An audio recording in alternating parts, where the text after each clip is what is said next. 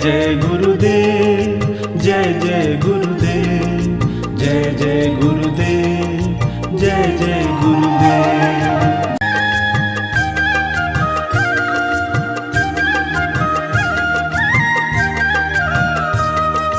जय जय गुरुदेव, जय जय गुरुदेव, जय जय गुरुदेव, जय जय गुरुदेव।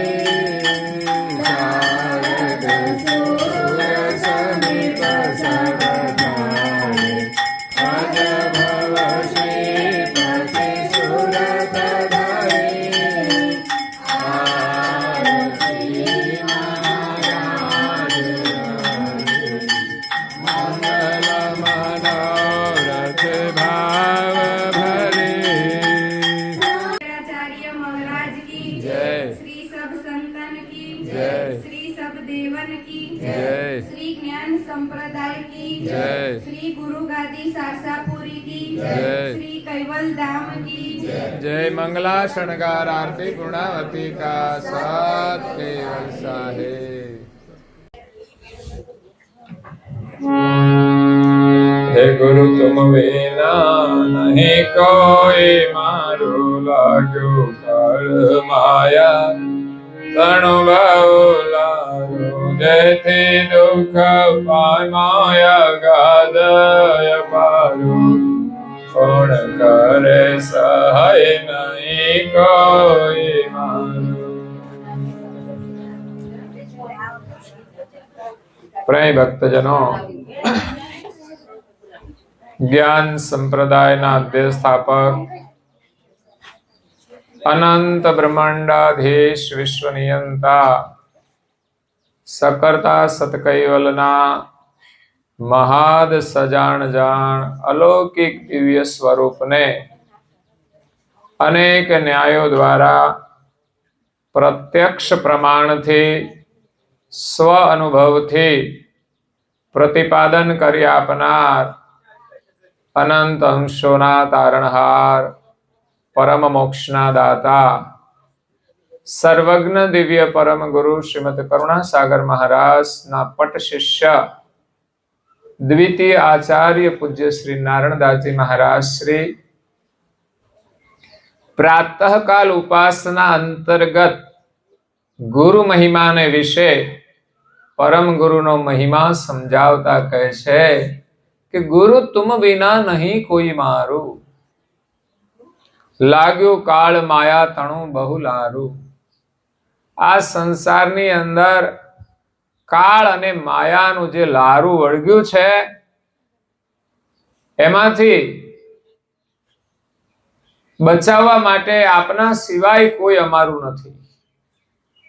આપણે આપણા માનીએ છીએ પણ એ કોઈ આપણને આ કાળ માયાના બંધનમાંથી કે દુઃખમાંથી છોડાવી શકતા નથી। અંત સમય આવે ત્યારે જે કાળનું દુઃખ છે એ કોઈ લઈ શકતું નથી. અને કાળના બંધનમાંથી કોણ છોડાવે, મૃત્યુના દુઃખમાંથી કોણ બચાવે? એ ગુરુ જ બચાવી શકે છે. આ જગતની અંદર જે કોઈ મહાન પુરુષો થયા અને આ જન્મ મરણના દુઃખમાંથી મુક્ત થયા, એ ગુરુના શરણમાં જવાથી જ મુક્ત થયા છે. રાજા પરીક્ષિતને શ્રાપ મળ્યો કે આજથી 7મા દિવસે તક્ષક નાગ કરડવાથી એનું મૃત્યુ થશે. તક્ષક નાગ તો ભયંકર હતો, એ કરડે એટલે માણસનું મૃત્યુ જ થઈ જાય. તો જ્યારે રાજાને ખબર પડી ત્યારે એમની પાસે તો ઘણા બધા સિપાહીઓ હતા, કુટુંબ પરિવાર હતો, સંપત્તિ હતી, પણ એમાંથી એને કોઈ બચાવી શકે તેમ હતું નહીં. તો કાળ માયાના દુઃખમાંથી કોણ બચાવે? એને બહુ ચિંતા થઈ કે આ બધું મારું તો છે, પણ હવે કરવાનું શું? આ તો કોઈ મને મદદ કરી શકે તેમ નથી. મૃત્યુના બંધનમાંથી કોણ છોડાવે? મૃત્યુ એક મહાદુઃખ છે. સંસારમાં જે આવે છે ને દુઃખો તો બધા નોર્મલ છે, સામાન્ય છે, પણ મોત આવશે ત્યારે ખબર પડશે કે આ દુઃખ કેટલું ભયંકર છે.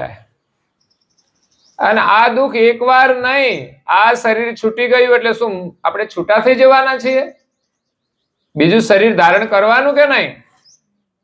અને મનુષ્યનું જ મળશે એ પણ નક્કી નથી. તો આપણે જોઈએ છીએ કે 84 લાખ પ્રકારના શરીરો છે, રોજે જન્મે છે અને રોજે મૃત્યુ પામે છે.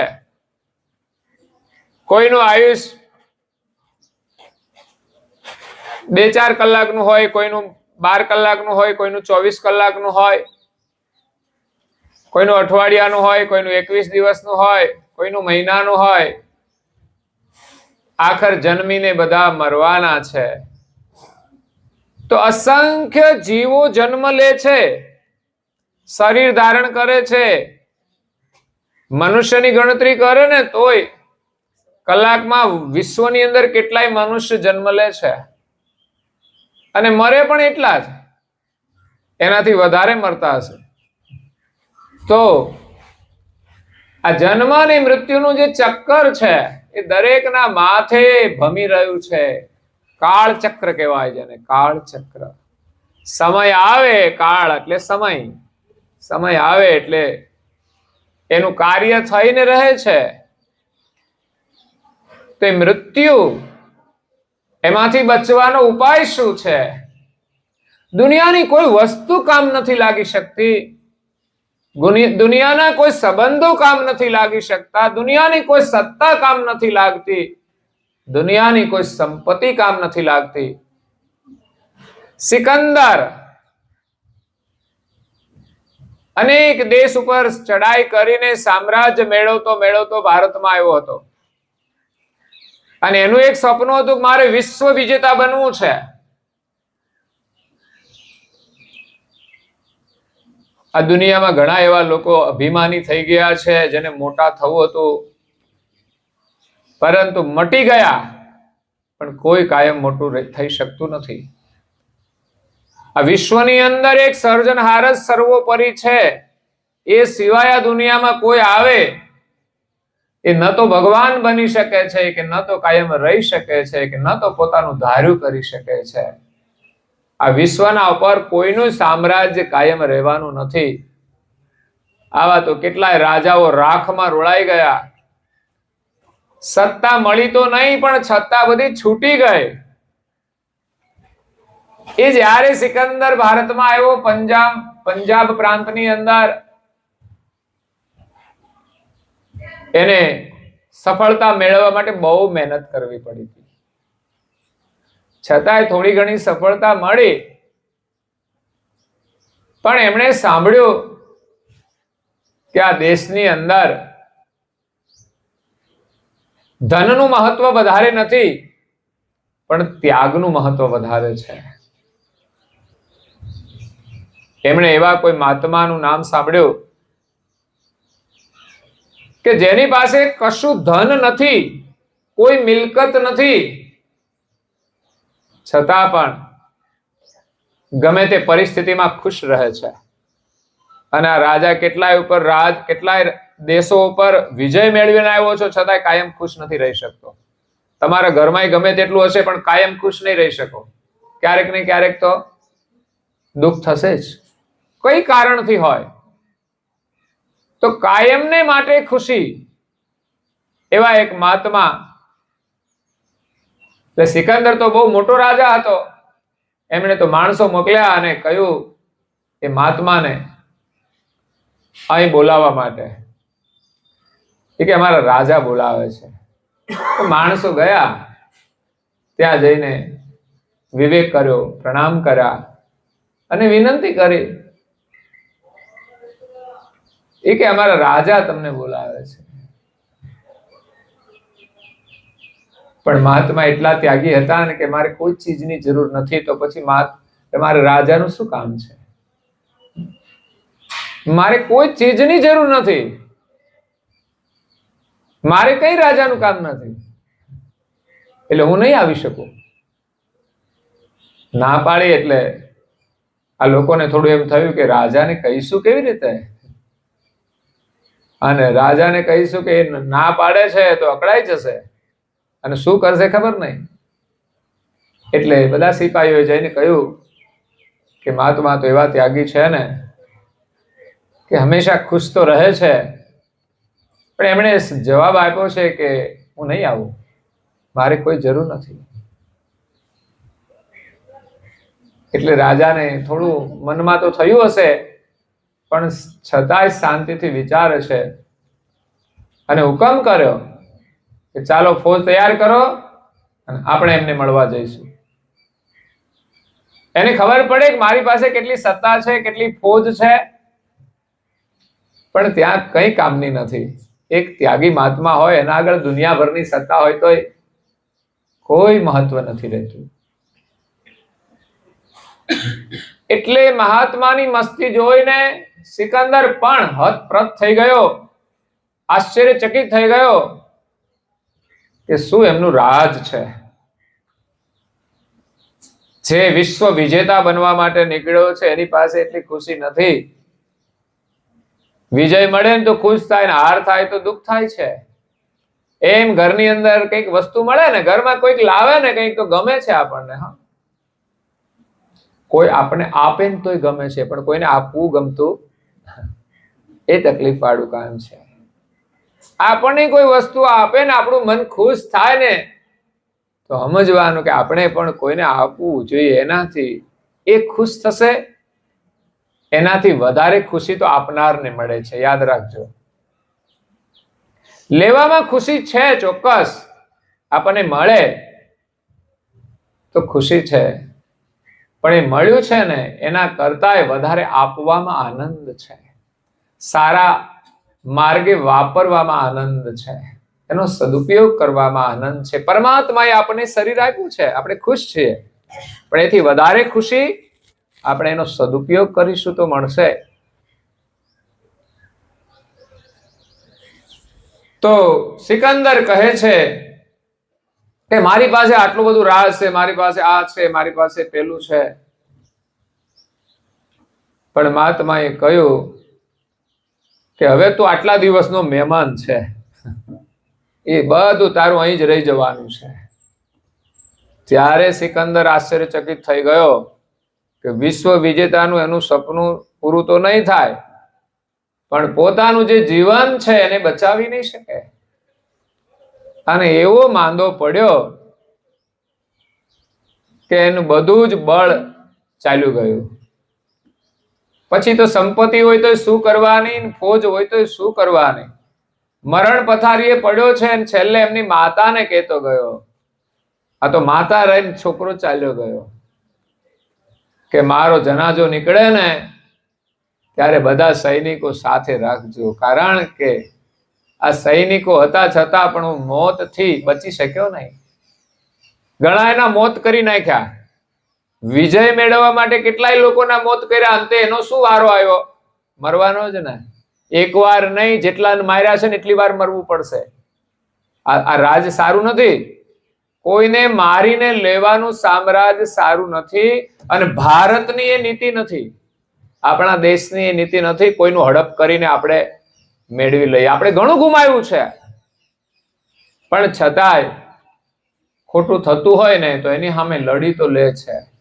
એ નીતિ છે. એટલે સિકંદરે કહ્યું કે જેટલું ધન છે ને બધું તમે ભરી અને ઘોડા ઉપર મૂકી અને મારી અંતિમ યાત્રામાં બધાને સાથે રાખજો. કારણ કે આટલું બધું ધન હોવા છતાંય હું મોતથી બચી શક્યો નથી. મોટા મોટા વિદ્વાન અને પંડિતોને પણ સાથે રાખજો, કારણ કે આટલા બધા જ્ઞાની પુરુષો પણ મને આ મોતથી બચાવી શક્યા નથી. તો આ બધું સાથે રાખ્યું. અને છેલ્લે કહ્યું કે મારા હાથ છે ને જરા ખુલ્લા રાખજો. આવે છે ને માણસ જન્મ લે છે ને ત્યારે એની મુઠ્ઠી બંધ હોય છે, અને જાય છે ત્યારે ખુલ્લી મુઠ્ઠી ચાલ્યો જાય છે. કારણ કે છેલ્લે કઈ લઈ જઈ શકતો નથી. આ જીવનની સત્યતા જો સમજાય તો આ માયાનો મોહ ઓછો થાય અને કાળના બંધનમાંથી આપણે છૂટી શકીએ. મૃત્યુ તો આવવાનું જ છે, ભલે ના આવે, પણ બચવાનો ઉપાય શું છે? ગુરુ તુમ વિના નહીં કોઈ મારું. ગુરુ મહારાજ સિવાય આ જગતમાં આપણને કોઈ જ નહીં બચાવી શકે. કે જે ગુરુ જન્મ મરણથી મુક્ત છે, એ તો ખાલી ગુરુ બનીને બેઠા હોય એ ના મુક્ત કરી શકે. એ તો એક ગુરુ પરંપરા છે કે જે મૂળ ગુરુ છે એમની જે દીક્ષા છે આપવાનો અધિકાર છે, પણ બંધનમાંથી છોડાવનાર એ તો માત્ર ને માત્ર પરમ ગુરુ જ છે. એટલે ગુરુના શરણની આવશ્યકતા છે. માણસે પરિવાર સાથે સુખી રહેવું હોય, શાંતિ જોઈતી હોય તો પણ ગુરુના શરણમાં જ મળશે, એમની કૃપાથી મળશે. આપણા ઘરમાં ગુરુ મહારાજની સ્થાપના હોય, એની પ્રાર્થના પૂજા, એમની આજ્ઞાઓનું આપણે પાલન કરીશું તો ચોક્કસ આપણે સુખી થઈશું. એકલી વ્યવસ્થાથી આપણે સુખી નહીં રહીએ. અને જેના ઉપર ગુરુ મહારાજની કૃપા છે એની પાસે સગવડ કદાચ ઓછી હશે તો એ સુખી રહેશે.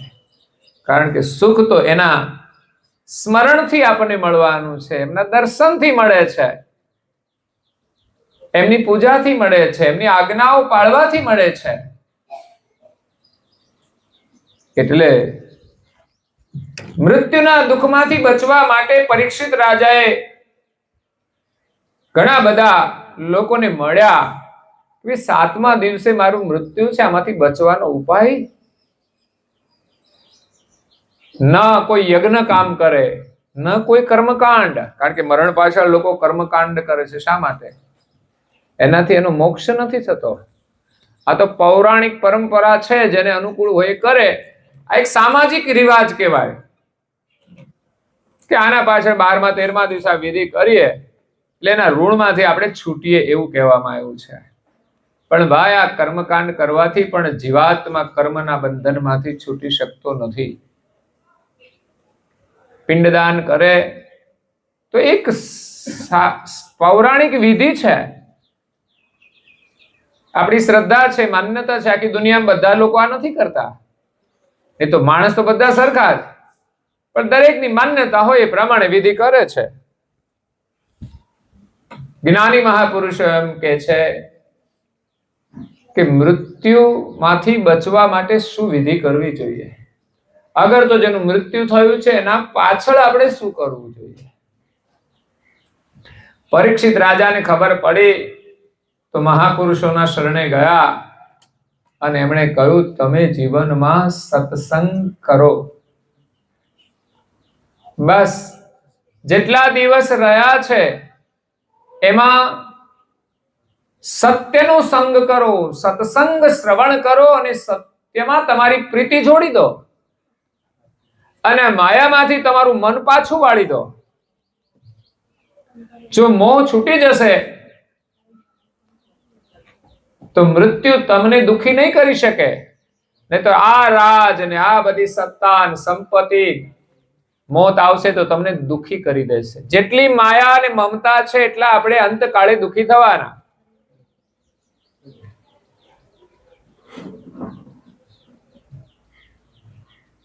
એક વડીલ પાસે પેઢી હતી અને 7 પેઢી ખાય ને તો ખૂટે ને એટલું ધન ભેગું કર્યું. પછી શું ચિંતા, મોજથી ખાવાનું. પણ એક દિવસ કોઈ મહાત્મા આવ્યા, એમણે એમનું ભવિષ્ય જોઈને કહ્યું કે શેઠ, આજે તમે સુખી છો ને 7 પેઢી તમારી ખાય તો ખૂટે એમ નથી, પણ 8મી પેઢીએ ખાવાનું નહીં મળે. એ શેઠ દુખી થઈ ગયા. બોલો, 7 પેઢી તો સુખી થવાની, પણ 8મા પેઢીની ચિંતા કે એનું શું થશે. એ તો જેનું પ્રારબ્ધ છે એ ભોગવશે, બાકી તો ખાવાનું ના મળે. આપણે કઈ આપણી ભાવિ પેઢી છે કે બધાના માટે બધું કરી શકતા નથી. બધા પ્રારબ્ધ લઈને આવે છે. આપણે આપ્યું હોય ને તોય સુખી ના થાય, વાપરતા ના આવડે તો. અને તૈયાર માલ મળે પછી શું ચિંતા, મન ફાવે તેમ લોકો વાપરે તો વધારે દુખી થવાના. એટલે જેના ભાગ્યમાં જેટલું હોય એટલું જ મળે છે. અને આપણે પણ નીતિથી મેળવવું જોઈએ અને આપણું કલ્યાણ આપણે કરવું જોઈએ. નહીં કે માત્ર સંપત્તિ વધારીએ. સંપત્તિની સાથે સાથે જ્ઞાન પણ વધવું જોઈએ. એના માટે ધન વાપરીને પણ આપણે જ્ઞાન મેળવવું જોઈએ. એ જ્ઞાન હશે તો આપણે સુખી રહીશું. ઘરની અંદર બધા સુખી ક્યારે થાય? બધાની અંદર સમજણ હોય તો, બધાની અંદર પ્રેમ હોય તો આ ધનનો ઉપયોગ આપણે જ્ઞાન અને પ્રેમ માટે કરવો જોઈએ. એટલે પરીક્ષિત રાજાને ઈચ્છા થઈ કે મારે સત્સંગ શ્રવણ કરવો છે, તો કોની પાસે જાઓ? તો કોઈએ કહ્યું અહીંયા સુખદેવ મુનિ પરમ વિરક્ત મહાત્મા છે, બંધન મુક્ત છે, એમના શરણે જઈને સત્સંગ શ્રવણ કરો તો તમારી મુક્તિ થશે.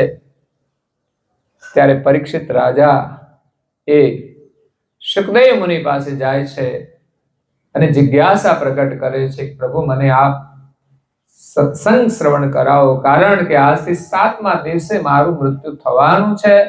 એમાંથી બચવાનો ઉપાય બતાવો.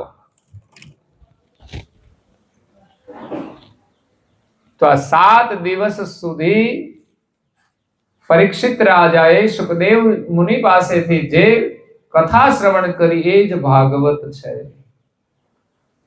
આજે ભારતભરમાં અને વિદેશોમાં પણ એની કથાઓ ચાલે છે.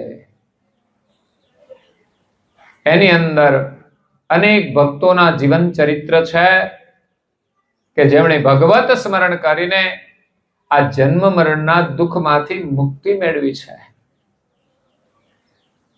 એટલે જન્મ મરણના દુઃખમાંથી છોડાવનાર ગુરુ છે. જન્મ મરણના દુઃખમાંથી છોડાવનાર એ સત્સંગ છે. અને સંતોના સંગથી આપણને સત્સંગ મળે છે. એટલે જીવનમાં સંતોના સંગનું મહત્વ રહ્યું છે.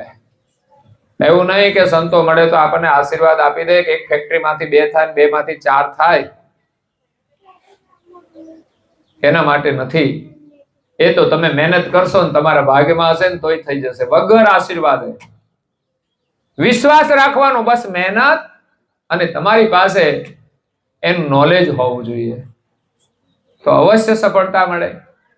પણ જેનું જ્ઞાન આપણી પાસે ના હોય અને ધંધો આપણે કરીએ તો નિષ્ફળતા પણ મળે છે. એટલે સફળતા મેળવવા માટે જે કંઈ જરૂરી હોય એ આપણી પાસે હોય તો સફળતા મળે છે. પરંતુ જીવનમાં જરૂરી છે જ્ઞાન, જરૂરી છે સમજણ. અને એ પણ સામાન્ય જ્ઞાન નહીં. આજે લોકોની પાસે પરિવારમાં કેમ રહેવું એનું જ્ઞાન નથી હોતું. પરંતુ આપણે તો આ શરીરમાં કોણ છીએ અને આ મૃત્યુના ચક્રમાંથી કેવી રીતે બચી શકાય, આ માયાનો મોહ કેવી રીતે છૂટે? મોહ એ જ બંધન છે.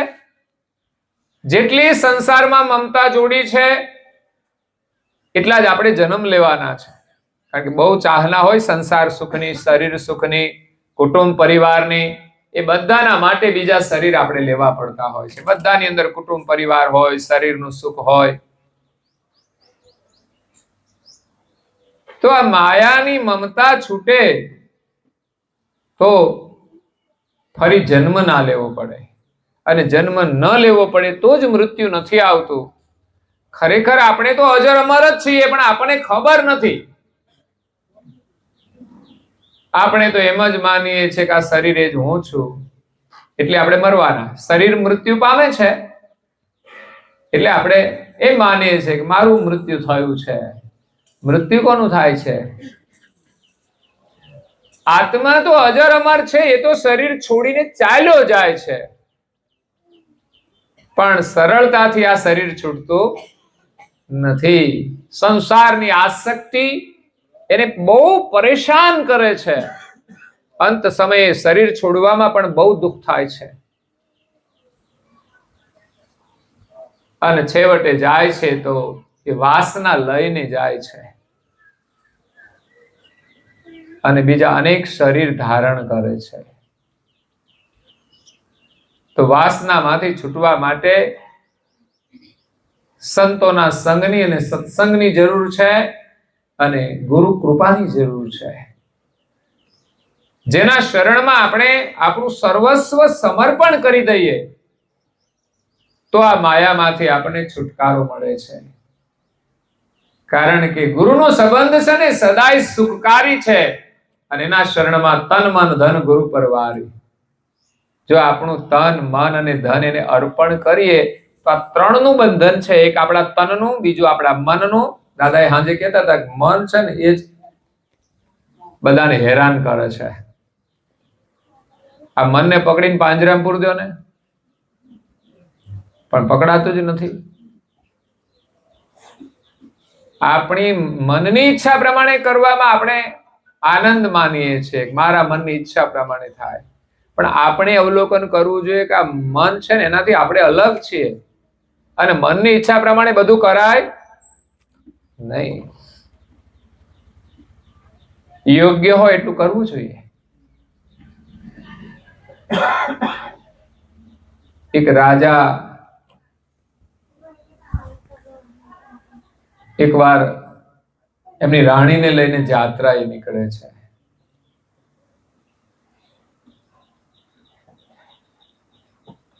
એટલે રાણી કે ને એમ રાજાને બધું કરવું પડતું હતું.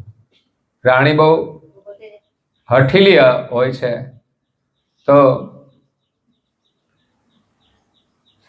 રાજાની ઈચ્છા ના હોય તો પણ એને જવું પડે. તો રાણીની ઈચ્છા હતી, નીકળ્યા. રાણી જે કે એમ કરવાનું, મારે આ જોઈએ તો એ લાવી આપવાનું. એમાં રસ્તે જતા જતા એક કૂવો હતો, એના આજુબાજુ બધું ઘાસ ઉગેલું હતું. ત્યાં પાણી ઢોળાય એટલે લીલું ઘાસ, અને કાચો કૂવો એટલે થોડું નીચેના ભાગમાં પણ ઘાસ ઉગેલું. આ રાજા છે ને એ બહુ જ સિદ્ધ હતો. એ પ્રાણીઓની ભાષા જાણતો હતો. માણસની ભાષા નથી જાણતો. આપણા દેશમાં કેટલી ભાષાઓ છે. આપણા દેશની હોય, આપણા રાજ્યની હોય, આપણને ખબર હોય. બીજા રાજ્યમાં જાય તો કઈ ખબર પડતી નથી કે આ શું બોલે છે. માણસ શું બોલે છે ખબર ના પડે. આપણને આ શું બકવાસ કરે છે, આપણે આપણી ભાષા સારી લાગે. તો મનુષ્યની અનેક ભાષાઓ છે, એનાથી માણસનો વ્યવહાર ચાલે છે. જો તો ખરા ભગવાને કેટલી બધી વિવિધતાઓ મૂકી છે. એક જ ભાષા રાખી હોય તો શું વાંધો હતો? માણસે બધા એક જ ભાષાથી કામ કરે. પણ ના, એની અંદર એ જુદું જુદું રાખ્યું છે. નહીં તો આ બધા છે ને બહુ ભેળસેળ થઈ જાય. કારણ કે આપણી ભાષા જે ન જાણતા હોય એ તો આપણી યારે વ્યવહાર રાખવાના. એ તો આપણે અહીંથી પાછા છેક દક્ષિણ ભારતમાં જતા રહીએ, દક્ષિણ ભારત વાળા પાછા ઉત્તર ભારતમાં જતા રહે. એટલે આપણે આપણા ગોળમાં રહીએ ને, પણ તોય લોકો હવે ગોળ તોડવા માંડ્યા છે. સામાજિક ગોળ હતા, અમુક ભાષાના પણ ગોળ હોય છે. ગુજરાતી ને ગુજરાતી સાથે સેટ થાય ને, પણ હવે છોકરાઓ અંગ્રેજી ભણશે એટલે અંગ્રેજી લાવશે પાછા. હજુ અહીં સેટ થાય ત્યાં સુધી વાંધો નહીં, પણ એ બહાર ગયા, તમે કહો છો અમેરિકા મોકલવા હશે, બહાર મોકલવા હશે, પછી તો એનું સેટિંગ એ ત્યાંથી જ થવાનું ને, તો પછી અંગ્રેજી આવશે. વાંધો નહીં, સૌને એમને અનુકૂળ હોય તો આપણને શું વાંધો. પણ ભાષાનું એક ચક્ર હોય છે, એની અંદર બધાનો વ્યવહાર ચાલતો હોય છે. એ તો આપણો છોકરો અંગ્રેજી જાણતો હોય તો અંગ્રેજી લાવે, નહીં તો એને જ અંગ્રેજી ના આવડતી હોય તો પછી એ લાવવાનો નથી, એની સાથે વ્યવહાર ચાલવાનો નથી. એટલે જે ભાષા જેને આવડતી હોય એની સાથે એનો વ્યવહાર ચાલે છે. તો માણસોની ભાષા છે, છતાંય માણસ બધા 52 અક્ષરથી જ બોલતા હોય છે. પણ આ તો એક સમાજની વ્યવસ્થા છે, અલગ અલગ ભાષા. તો પશુઓની પણ ભાષા છે. ભલે એ થોડું બોલતા છે, ચી ચી કરે, કા કા કરે, હોંચી હોંચી કરે, ગમે તે બોલે છે. એ 2 શબ્દમાં બોલે, પણ બધી એની ભાષા હોય છે, એનો કોડવર્ડ હોય છે. એ બોલે એટલું જ, પણ એના જે પ્રાણી હોય ને એ એની ભાષા સમજી જતા હોય છે. બોલે નહીં તોય સમજી જાય. કાગડાઓ કા કા કરવા માંડે એટલે એક ઉડે ને એટલે બધા ઉડી જાય કે ઉડો, નહીં તો ખતરો છે. ખેતરની અંદર ટીટોડીએ ઈંડા મૂક્યા હોય ને, તમે ખેતરમાં જાઓ એટલે ટીટોડી બોલવા માંડે. અને એના બચ્ચા થઈ ગયા હોય ને પછી એ આમ દોડતા હોય ને, તો કોઈ આવે ને ટીટોડી બોલે એટલે તરત જ એ દોડીને કઈ માટીનું ઢેફું હોય ને એમાં જ સંતાઈ જાય. આપણે જોઈએ ને તો મળે નહીં. તો એની કોઈ ભાષા છે. એમ આ રાજાએ બધા પ્રાણીઓની ભાષા જાણતો હતો. વિચાર કરો, પ્રાણી શું કહેવા માંગે છે એની ખબર પડતી હતી.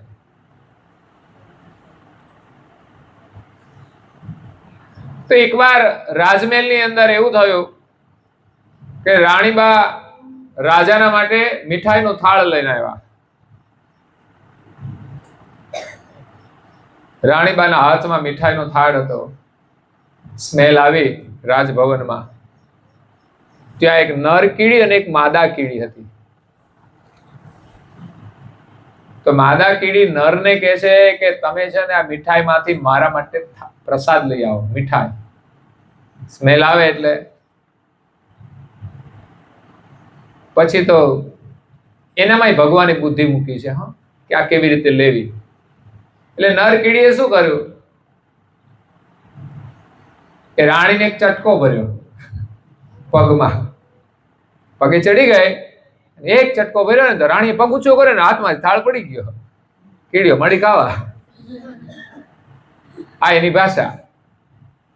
તો રાજાને ખબર હતી કે એક કીડી બીજીને કહે છે એના નર કીડીને કે મારા માટે પ્રસાદ લાવી દો, ને એને આ નાટક કર્યું ને તો રાજા હસ્યો.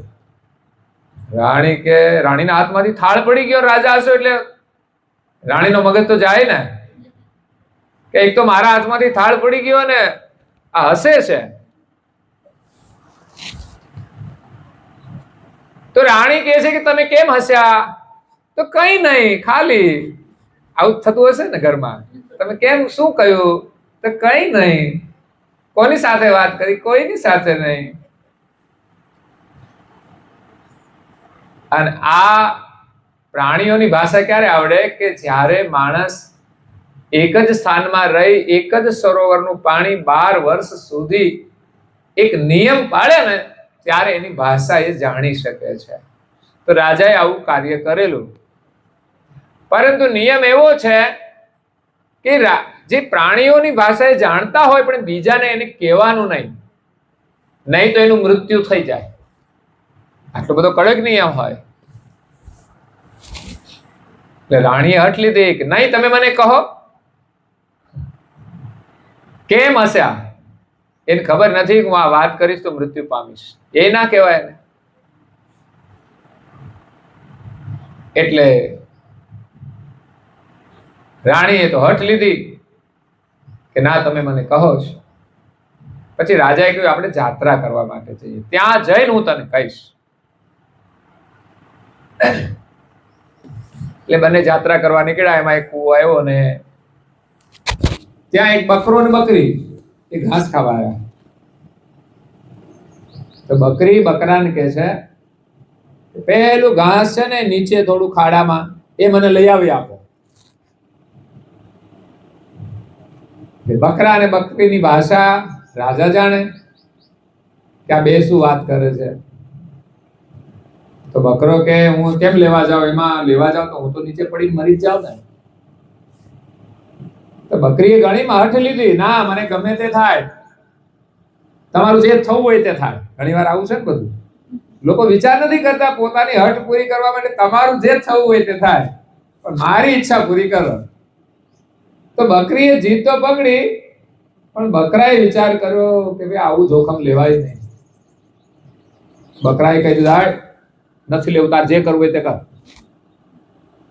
પછી તો બકરી ઢીલી પડી જાય.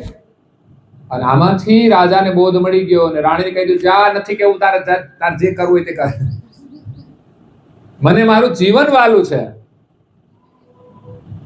એટલે આપણા મનનું ધાર્યું આપણે કરીએ છીએ અને પરિણામે કેટલા દુઃખી થઈએ છીએ. ખરેખર આપણા મન ઉપર આપણો અંકુશ હોવો જોઈએ. બધું નહીં કરવું જોઈએ, કેટલું જરૂરી કેટલું બિનજરૂરી એનો વિચાર કરીને જેટલું જરૂરી હોય એટલું જ કરવું જોઈએ. પણ આપણે તો જરૂરી હોય તો મન કે માર નથી કરવું. બોલો, સવારે વહેલા ઉઠવાનું તો નથી ઉઠવું, ભગવાનની પ્રાર્થના તો કે એ મને નથી આવતી, એમાં નથી, મને નથી આવડતું. હમણાં તમારો પ્રયોગ કરું ને, માઇક આપીએ તો એમ કે મને નથી ફાવતું. આ મસાલા ખાવાનું ફાવી ગયું, લોકોને બીડીઓ પીવાનું ફાવી ગયું. કેમ કેમ ફાવી ગયું? તો આપણે આ શરૂઆત કરશું તો નહીં ફાવે. અને નહીં ફાવે તો થઈ શું જવાનું, એટેક આવી જવાનો.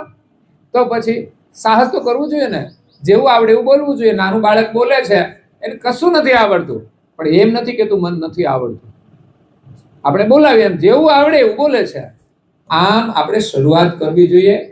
જે વિધિ બોલવાની હોય, પ્રાર્થના કરવાની હોય, પૂજા કરવાની હોય, આ સારા કામ છે. આપણા ઘરના બધા સભ્યો કરવા જોઈએ, પણ બધાને આવડતું નથી હોતું પૂજા કરતા. બે શ્લોક આ બધું આપણને આવડવું જોઈએ. બધું ના આવડે તો કઈ નહીં, પણ આપણે જેટલું જરૂરી હોય એટલું તો આપણે કરવું જોઈએ.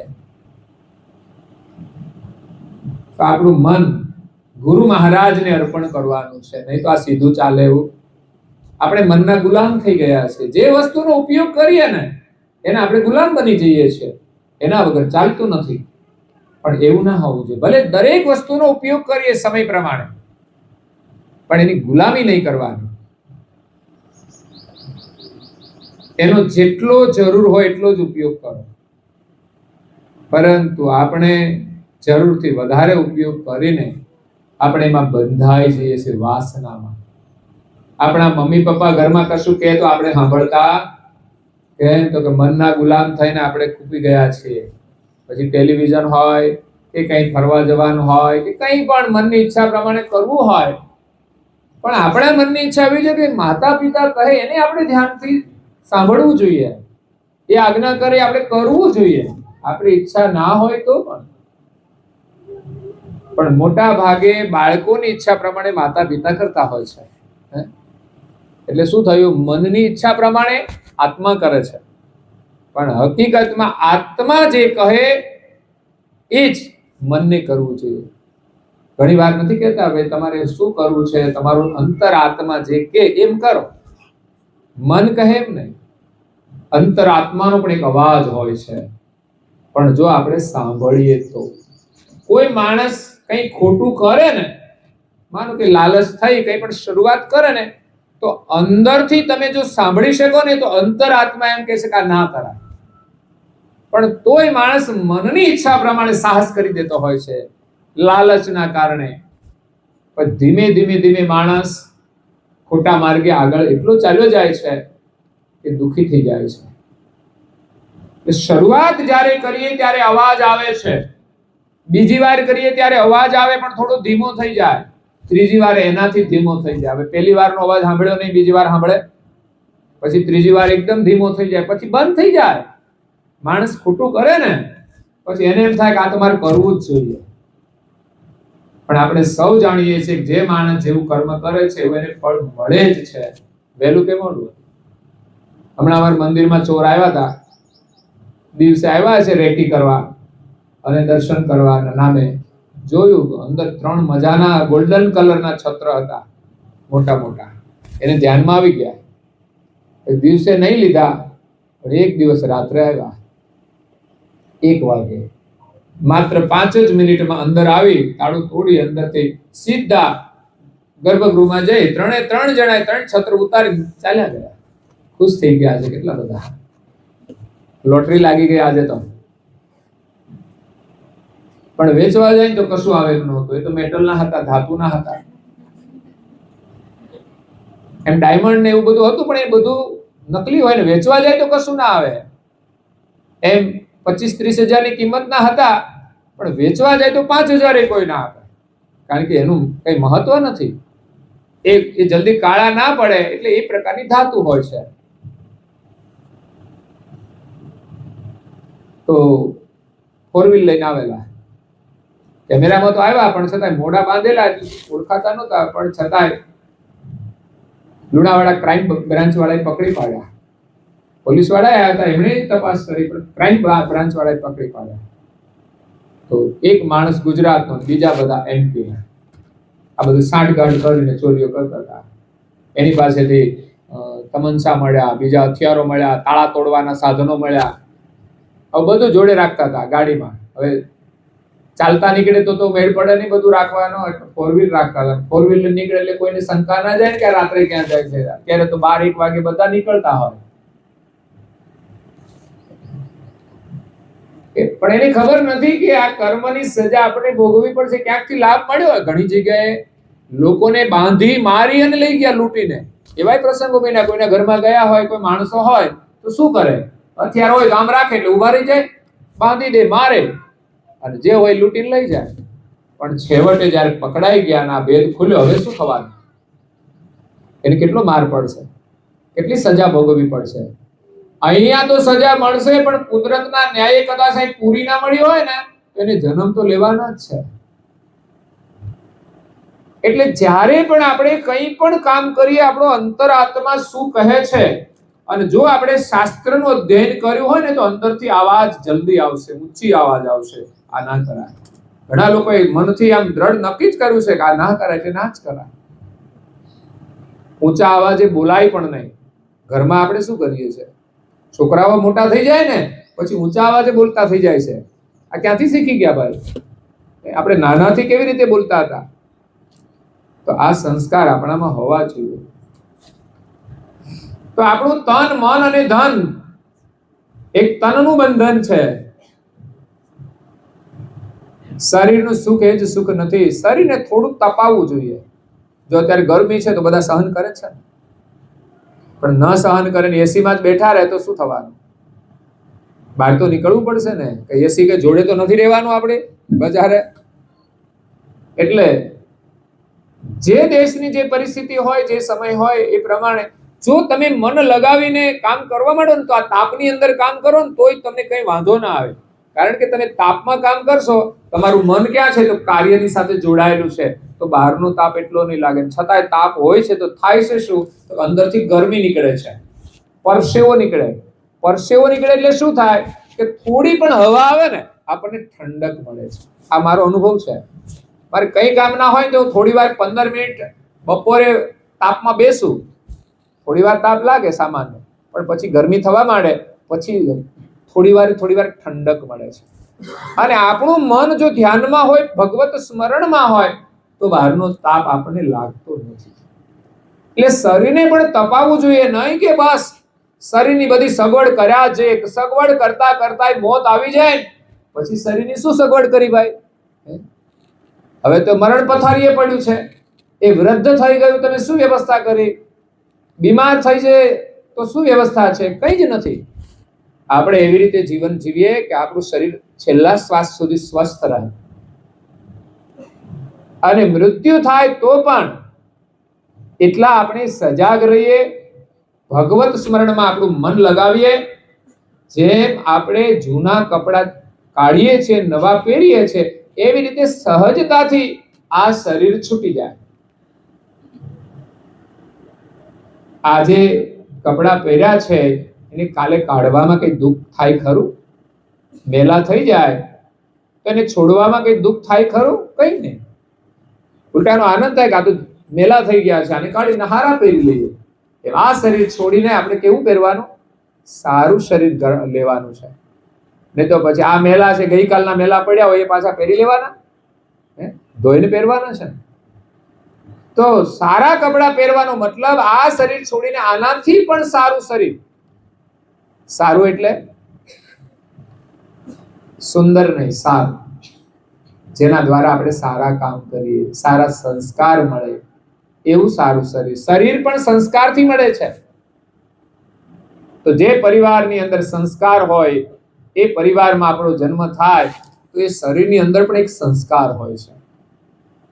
અને એ પરિવારમાં આપણે મોટા થઈએ ને તો એ પરિવારના સભ્યો પણ આપણને સંસ્કાર આપતા હોય છે. અગર તો એ જે સંસ્કારી હોય એને જોઈને આપણામાં સંસ્કાર આવતા હોય છે.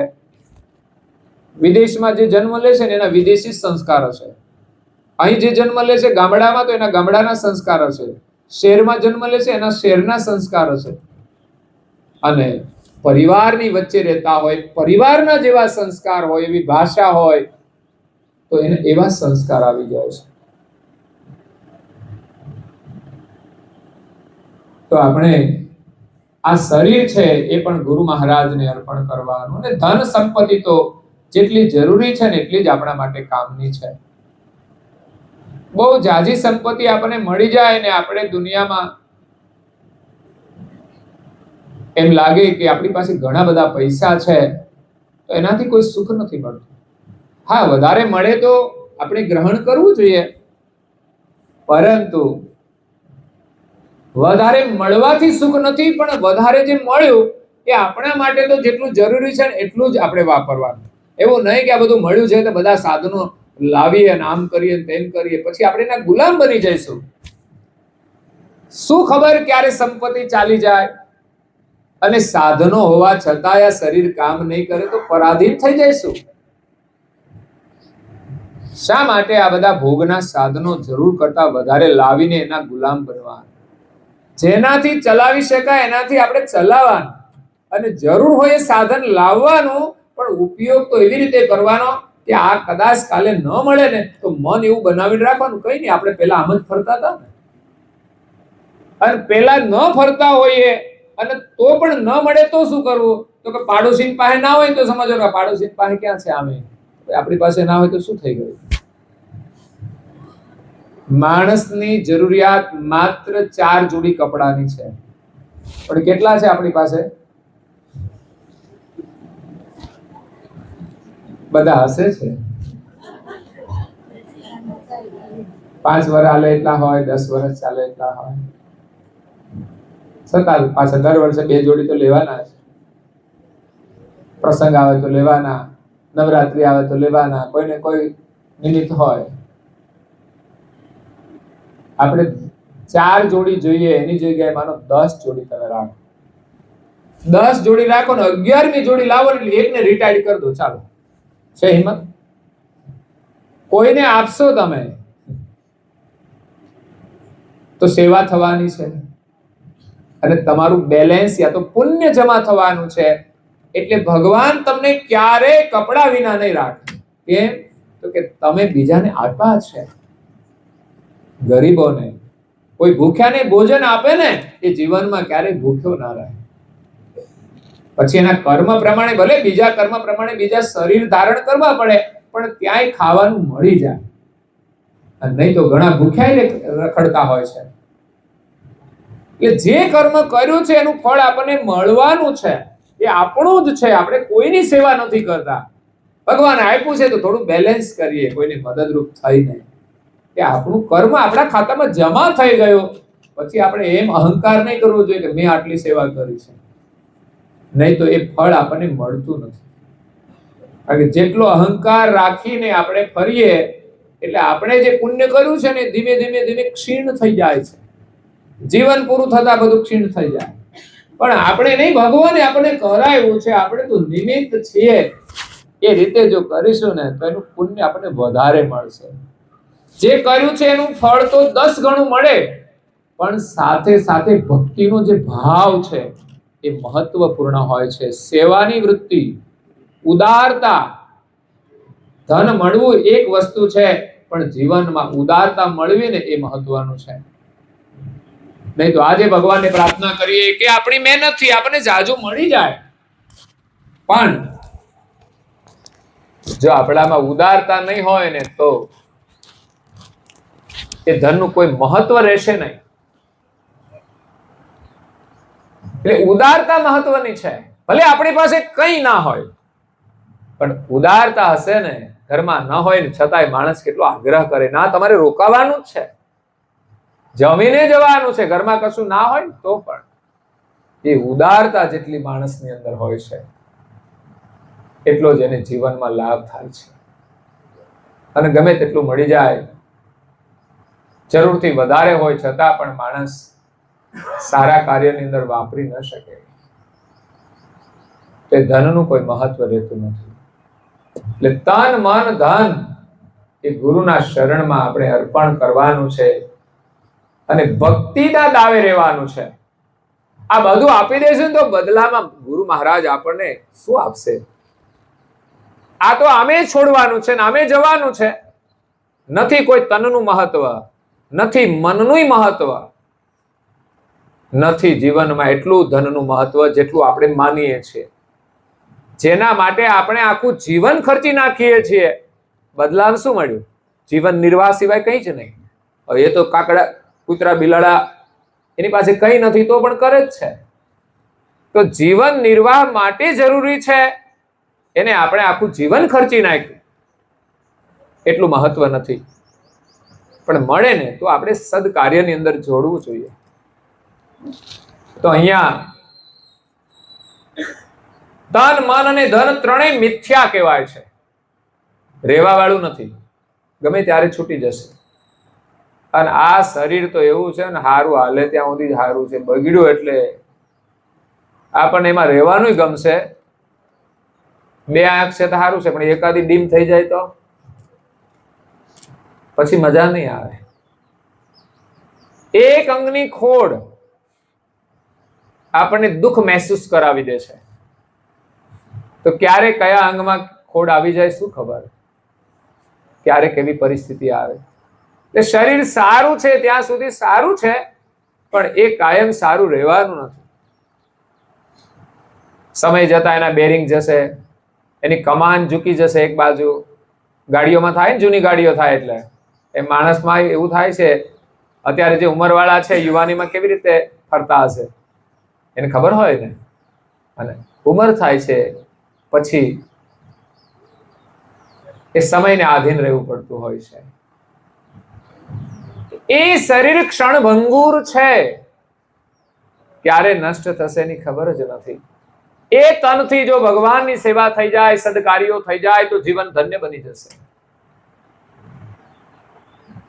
આનાથી પણ સારું શરીર મળશે, એનાથી પણ સારા કામો કરીશું અને પરમેશ્વરને પામી જઈશું. જેના સંકલ્પ માત્રથી આવી સૃષ્ટિ બને, આટલો વૈભવ હોય, બધો જ વૈભવ મળે છે ત્યાં, પણ જ્યાં માલિક હોય ને ત્યાં વૈભવનું કોઈ મહત્વ જ નથી રહેતું. એમ આ શરીરમાં જો આપણે પોતાને જાણી લઈએ ને તો પછી આ દુનિયાના વૈભવનું કોઈ મહત્વ રહેશે નહીં. એવો વૈભવ આપણા સ્વરૂપમાં છે. ખજાનો આપણી ભીતર ભરેલો હોવા છતાંય આપણે દુનિયામાં સુખ માટે બહાર ભટકીએ છીએ. એક ભિખારી એક ટેકરી ઉપર જિંદગીભર ભીખ માંગતો રહ્યો. આખી જિંદગી એમણે ભીખ માંગવામાં પૂરી કરી દીધી અને એ જ ટેકરી ઉપર મરી ગયો. એનું મૃત્યુ થયું એટલે લોકોએ કહ્યું કે ભાઈ આને છે ને અહીં મર્યો છે ને એટલે અહીં ખાડો કરી અને અગ્નિ દફનાવી દો જમીનમાં. તો એ જમીનમાં ખાડો કર્યો તો અંદરથી સુવર્ણનું એક સિંહાસન નીકળ્યું, કોઈ રાજાનું દટાઈ ગયેલું. હવે એ સુવર્ણના સિંહાસન ઉપર બેઠો બેઠો ભીખ માંગતો હતો. એને ખબર હતી ભીતરમાં સિંહાસન છે, અને જિંદગી એની ભીખ માંગવામાં ગઈ. મર્યા પછી સિંહાસન નીકળ્યું તો કરવાનું શું? એમ આપણી ભીતરની અંદર આવા સુવર્ણના સિંહાસન છે, એના ઉપર આપણે બેઠા છીએ, પણ એ આપણે જાણતા નથી અને આ દુનિયાની અંદર ભીખ માગીને જીવન પૂરું કરી દઈએ છીએ. સંસારની બધી જે ચીજ વસ્તુઓ છે ને, એ મેળવવા એટલે એક ભીખ માંગવા જેવું છે. મહેનત કરીએ છે, એક પ્રકારની ભીખ માંગવા જેવું છે. જેટલી જરૂરી છે એટલું, બાકી કરવાનું શું છે? તો આ મોકો મળ્યો છે, પરમ ગુરુ આ વિશ્વમાં આપણું કલ્યાણ કરવા માટે આવ્યા છે, એનું શરણ મળ્યું છે. એના દર્શનનો લાભ મળે કે સત્સંગનો, આપણું સૌભાગ્ય. ભલે દીક્ષા ન લીધી હોય, પણ આજે એમના દર્શનનો લાભ તો થયો છે ને. આ સંસ્કાર તમને મળ્યા છે એટલે તમે એના નજીક આવી ગયા છો. તમારા સંબંધના નાતે આપણને ખબર છે કે આ સતકૈવલ સાહેબ છે, કરુણા સાગર છે, તો એના નજીકમાં આવી ગયા છે. અને તો આખું ભારત છે જેને ખબર પણ નથી કે આ પરમ ગુરુ આ વિશ્વમાં, આપણા દેશમાં, ગુજરાતમાં પ્રગટ થયા છે. બહુ લોકોને ખબર નથી, બહુ જૂજ લોકો, કેટલા ગુજરાતમાં કેટલાને ખબર નહીં હોય. આ તો હવે મીડિયા આવ્યા એટલે થોડો થોડો પ્રચાર થાય છે. એટલે આપણું અહોભાગ્ય છે કે પરમ ગુરુના શરણમાં આવી ગયા છે. નાના ગામડાની અંદર પણ જ્યાં જ્યાં સુકૃત હોય ને, એમને આ જ્ઞાન મળે છે, એમનું શરણ મળે છે, એમના દ્વારા આપણને એના દર્શન થાય છે, તો પણ લાભ મળે છે, આશીર્વાદ મળે છે. ક્યારેક ને ક્યારેક તો આપણા એના શરણમાં આવી જઈશું અને આપણું કલ્યાણ થશે. તો આ જગતની અંદર ગુરુ સિવાય કોઈ મારું નથી, એવું નારણદાસજી મહારાજ કે છે. કારણ કે એમના ગુરુ તો પરમ ગુરુ હતા. અને આ ગુરુ મહિમાની અંદર તો એ પરમ ગુરુના મહિમાનું વર્ણન કરે છે. એટલે એમને પોતાના માટે લખ્યું છે ને, એ આખા વિશ્વના માટે છે કે આ જગતની અંદર ગુરુ સિવાય આપણું કોઈ છે જ નહીં. એના જ્ઞાન સિવાય આપણું કંઈ જ નથી. એ જ સાચું ધન છે. મીરાએ કહ્યું, પાયો જી મેં રામ રતન ધન પાયો, ખર્ચે ન ખોટે વાકુ ચોરન લૂટે, દિન દિન બઢત સવાયો, પાયો જી મેં રામ રતન ધન પાયો. वस्तु अमौलिक दिए मेरे सतगुरु, वस्तु अमौलिक दिए मेरे सतगुरु, हे कृपा करे अपनायो, पायो जी मैंने ए राम रतन धन पायो, पायो जी मैंने राम रतन धन पायो. તો સદગુરુએ મને અમૂલ્ય વસ્તુ આપી. એમને મંત્ર આપ્યો કે હરિનું નામ આપ્યું. આ કોઈ સામાન્ય નથી, યાદ રાખજો. આ નામ લેવાય ને એટલું લઈ લેજો. આ મોકો ફરી મળશે. આ મોકો છે મનુષ્ય જીવનમાં પ્રભુનું નામ લેવાનો, એનો અભ્યાસ કરવાનો. જેટલો સમય મળે એટલો જો જોડીશું ને, તોય ધીમે ધીમે એમાંથી રસ આવશે ને, પછી જેટલું આપણું વધારાનું કામ હશે ને બધું છૂટી જશે અને બધો સમય આપણો એમાં જોડાઈ જશે.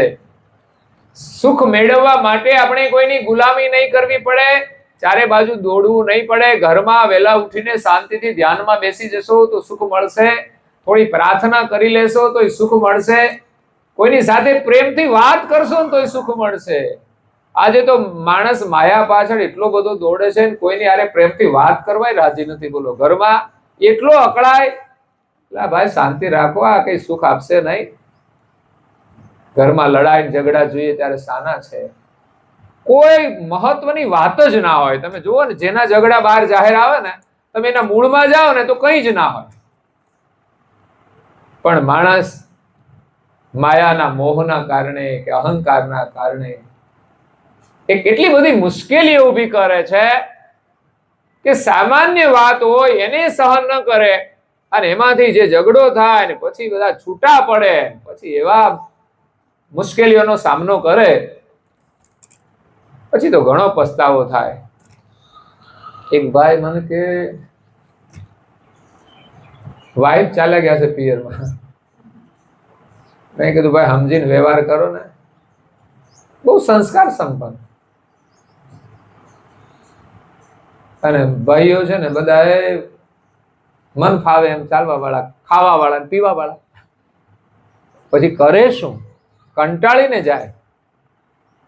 કાં તો ઘરવાળાને થોડો પાઠ ભણાવવા માટે. મેં કીધું ભાઈ આવું રત્ન મળ્યું છે, તમારા રોટલા બનાવીને તમે ખવડાવે છે એને સાચવો પ્રેમથી, મન ફાવે એમ વર્તમાન કરો છો. મને કે હવે ભૂલ નહીં થાય. હવે આવે તો થાય પાછું, એને વિશ્વાસ આવવો જોઈએ. હું તો આવા કેટલાય લોકોના વિશ્વાસમાં આવ્યો પણ હજુ સુધર્યા જ નથી. બોલો, પીવા વાળા. ઘરમાં સારું ખાવાનું હોય, હું જોઉં છું ને, લોકો ગાયો ભેંસો રાખે, વહેલા ઉઠે, મહેનત કરે, દૂધ દોય અને એટલી મહેનત કરીને દૂધ ડેરીમાં આપે અને ત્યાંથી પાછા બેઠા બેઠા મસાલા મસળતા હોય. બોલો કે આ દૂધના પૈસા આમાં જાય છે, એના કરતા એક ગ્લાસ દૂધ પી લે ને ભાઈ, 10 રૂપિયા ઓછા આવશે પણ તારું શરીર તો સારું રહેશે ને.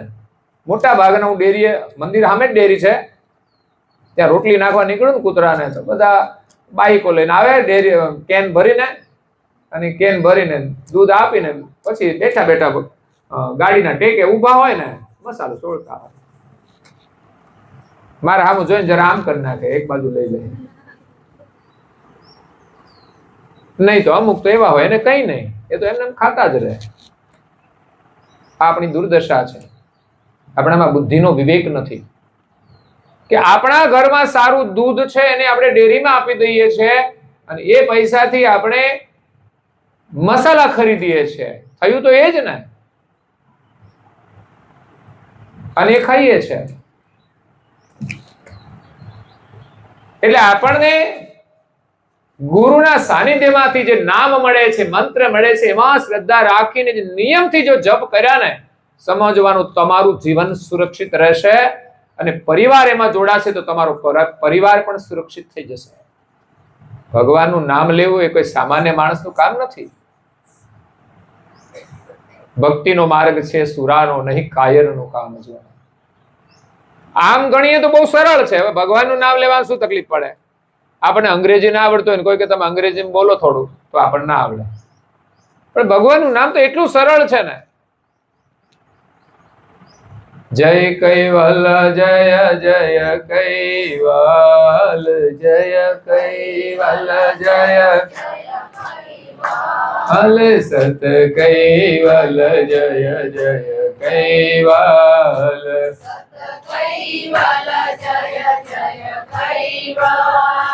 રઘુપતિ રાઘવ રાજા રામ, રઘુપતિ પતિત પાવન સીતારામ,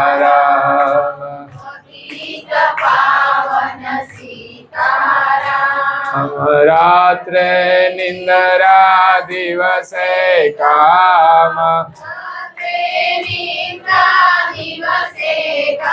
हम क्यारे भजिसो कैवल नाम, क्यारे भजिसो कैवल नाम, करता रहिए घरना काम,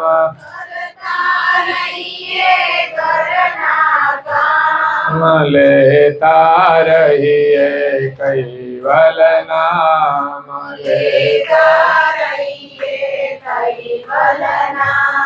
આવા પ્રયોગ આપણા ઘરમાં કરવા જોઈએ ને બધાએ બેસવું જોઈએ. હું કહું 5 પરિવાર ભેગા બેસીને આવું કામ કરી શકે, પણ એ અમુક સમયે થાય, અઠવાડિયે થાય, 15 દિવસે થાય. પણ ઘરમાં આપણે નિયમ બનાવીએ કે સંધ્યા બધાએ બેસવાનું, કામ હોય એને કામ કરવાનું, એ કામ કરતા કરતા સાંભળે, અને કામ ન હોય જે જરૂરી ના હોય એ બધાએ સંધ્યા કરવા બેસવું જોઈએ. કારણ કે એ પણ આપણું કામ જ છે અને બાળકો માટે પણ જરૂરી છે. ભલે અભ્યાસ કરતા હોય, નોકરી કરતા હોય કે નાના હોય તો આવીને બેસે. એ બહાર ફરતા હોય તો સંધ્યાનો સમય થાય, અંધારું થવાનું હોય તો બાળકોને બોલાવી લેવા જોઈએ કે હાલો અંધારું થઈ ગયું, હવે રમવાનું નથી, હાથ પગ ધોઈને અહીં બેસો, તો એ બેસવાના છે. આપણા ઘરની અંદર એક પરંપરા બનવી જોઈએ પણ આપણે તો એવી પરંપરા રાખી છે કે મંદિર હોય એટલે એક પૂજારી હોય, એ પૂજા કરી દે, એક પૂજા કરે, બીજા બધા ફરે ઘરમાં આમથી આમ. બધાને આવડતું નથી હોતું, બધા કરતા નથી. તો ગુરુ દીક્ષા લીધી હોય તો ગળામાં કંઠી ધારણ કરવાની હોય, કપાળમાં તિલક કરવાનું હોય, ગુરુ મંત્ર આપ્યો હોય તો 5 મિનિટ એનો જપ કરવાનો નિયમ. નાનું બાળક હોય તો એને 5 વાર બોલવાનો નિયમ કે ભાઈ 5 વાર તું મંત્ર બોલે પછી તારે જવાનું. આપણે જે શીખવીએ તે આવડે, પણ એની ચિંતા આપણે નથી કરતા. આપણે તો આ સગવડ કરવાની છે, આ લાવી દો, આ વસ્તુ લાવી દો, તકલીફ ના પડવી જોઈએ, ઘરમાં રસોડામાં તકલીફ ના પડવી જોઈએ, ભાઈઓને તકલીફ ના પડવી જોઈએ, આ બધી વ્યવસ્થા કરતા જ જોઈએ છે, છતાં તકલીફ તો એની ત્યાં જ ઊભી રહે છે. અમુક તકલીફ નથી પડતી પણ છતાં નવી તકલીફ તો આવે જ છે. પરંતુ આપણે જે કરવાનું છે, જેના માટે જીવન મળ્યું છે, એની પરંપરા આપણે ઊભી કરીએ કે આપણા પરિવારના બધા જ સભ્યોની અંદર એવા સંસ્કાર આવે કે પરિવારમાં ક્યાંય કલેશ ના થાય, બધા પરિવારની અંદર પ્રેમથી રહે, તો જ એને સુખ મળવાનું છે. પણ એ ગુરુ મહારાજના જ્ઞાનથી અને એની કૃપાથી મળે છે. મીરા કહે, અમૌલિક વસ્તુ દિએ મેરે સદગુરુ, કૃપા કરી અપનાયો. આપણે એના શરણમાં જવાનું છે ને આપણને અપનાવે એ સારું કહેવાય. હારા માણાને તો હવ લે, પણ વાંકાને કોઈ લેતું? સીધા લાકડા હવ કાપે, વાંકા કોણ કાપે? તો આપણે એટલા તો સીધા નથી. ગુરુ મહારાજ આપણને સ્વીકારે એમના શરણમાં, એ આપણા માટે સૌભાગ્ય છે. એટલે હરિનામનું જે ધન છે ને, જ્ઞાન રૂપી ધન, જેટલું તમે વાપરો ને એટલું વધે.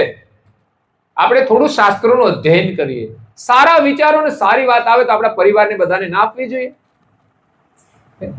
તમે બજારેથી કઈ સારી વસ્તુ લાવો ઘરમાં તો આખા પરિવારને તમે વેચો છો, તો તમને જ્યાંથી પણ સારો વિચાર મળ્યો, કોઈ શાસ્ત્ર અધ્યયન કરતા, ક્યાંય વ્યવહાર જોતા, તો એ આપણા પરિવારની અંદર આપણે જણાવવું જોઈએ કે આજે મને આવો અનુભવ થયો.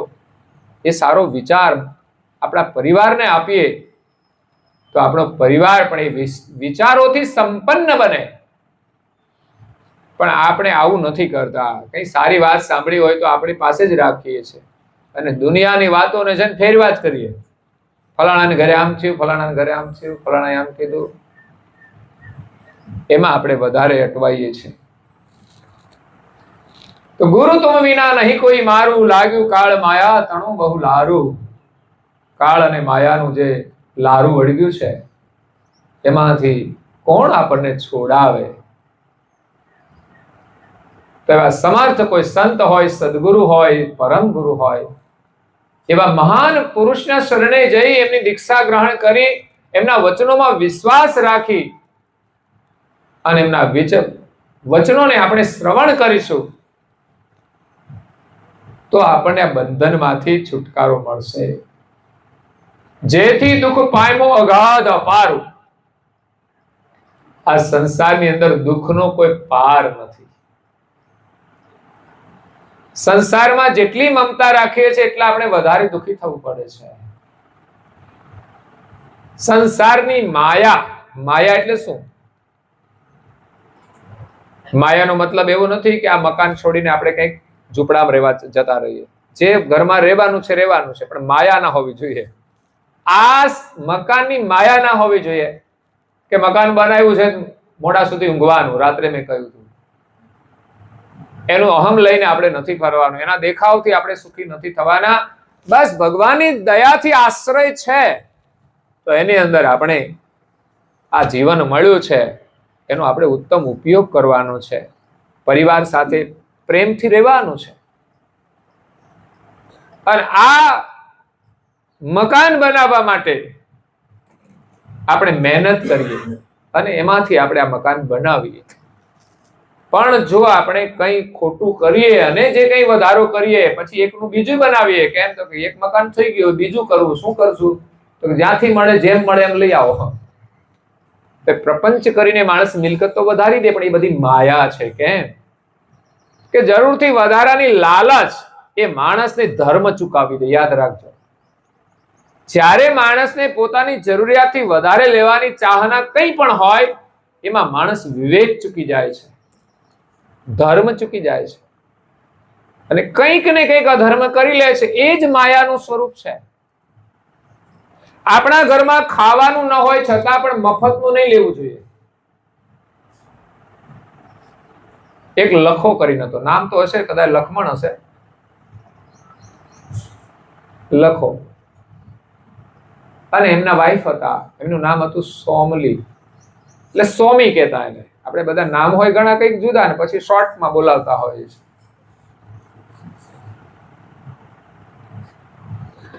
હવે લખો પસ્તી ભેગી કરવાનો ધંધો કરે.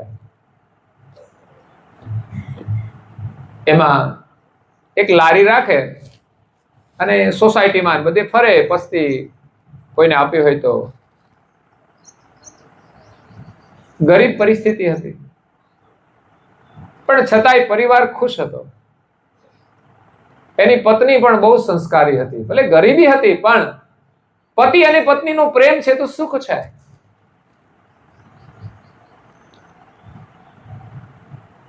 કોઈ અમીર માણસ હોય,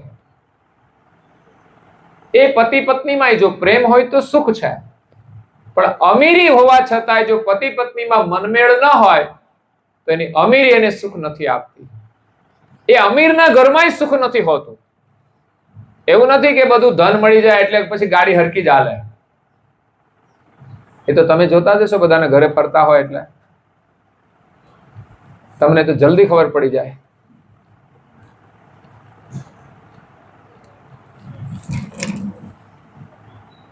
એટલે પત્ની હતી બહુ જ સંસ્કાર સંપન્ન હતી, ખુશ હતી. એવું નહીં કે મારે આ જોઈશે ને મારે પેલું જોઈશે.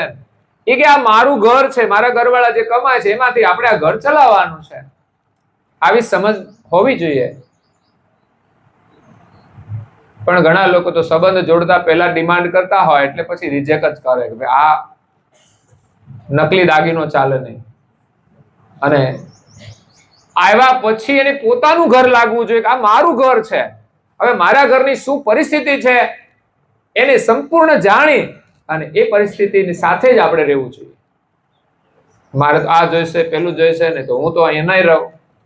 તો તમે પહેલેથી જ પણ આ વિચારવું જોઈએ.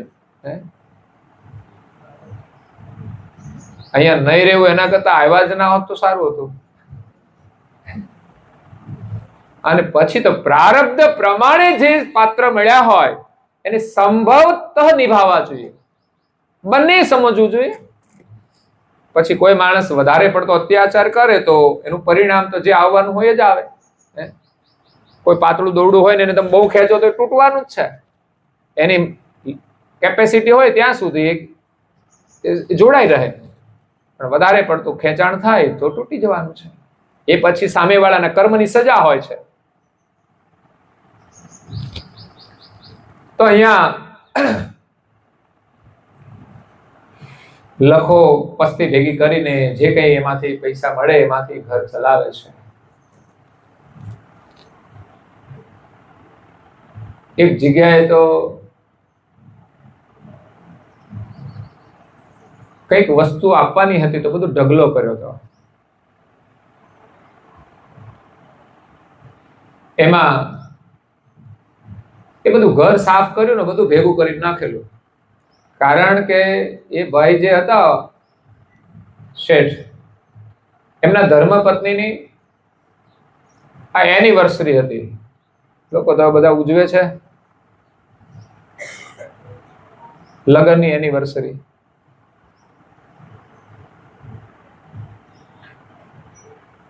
પચીસ વર્ષ થયા, એને થયું કે આપણે ઉજવણી કરીએ. આ રજત એનિવર્સરી કહેવાય લગ્નની.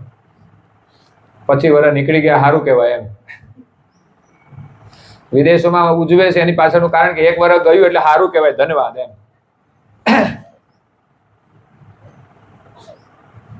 1 વર્ષ સાથે રહ્યા એની ખુશી.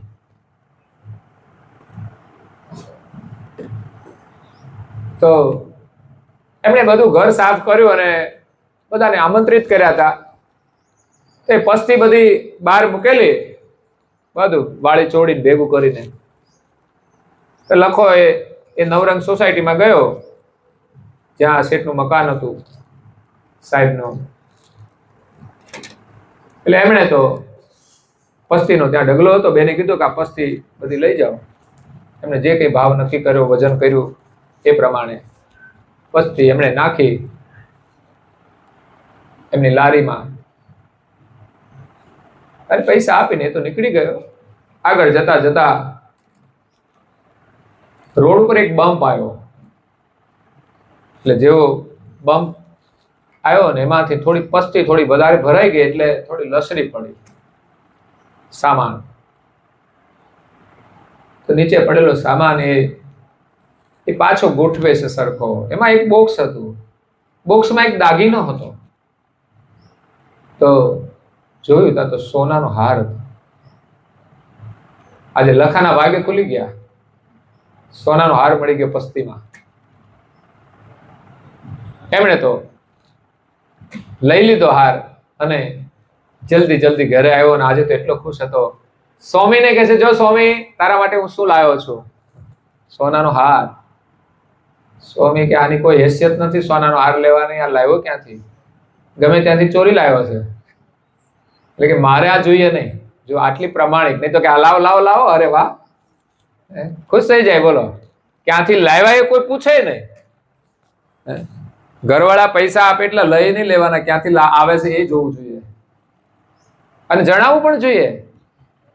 ભાઈએ એવું નહીં કે જરૂર નથી બહેનોને કે જાણવાની. હું તો કહું છું, જણાવો તો સારું. ખોટે માર્ગેથી લાવવાની આપણી નીતિ હશે ને તો એ આપણને પાછા વાળશે અને સારા માટે હશે. જે કંઈ હોય એ આપણે જણાવવું જોઈએ. તમે જીવન સાથી છો, એકબીજાના પૂરક છો.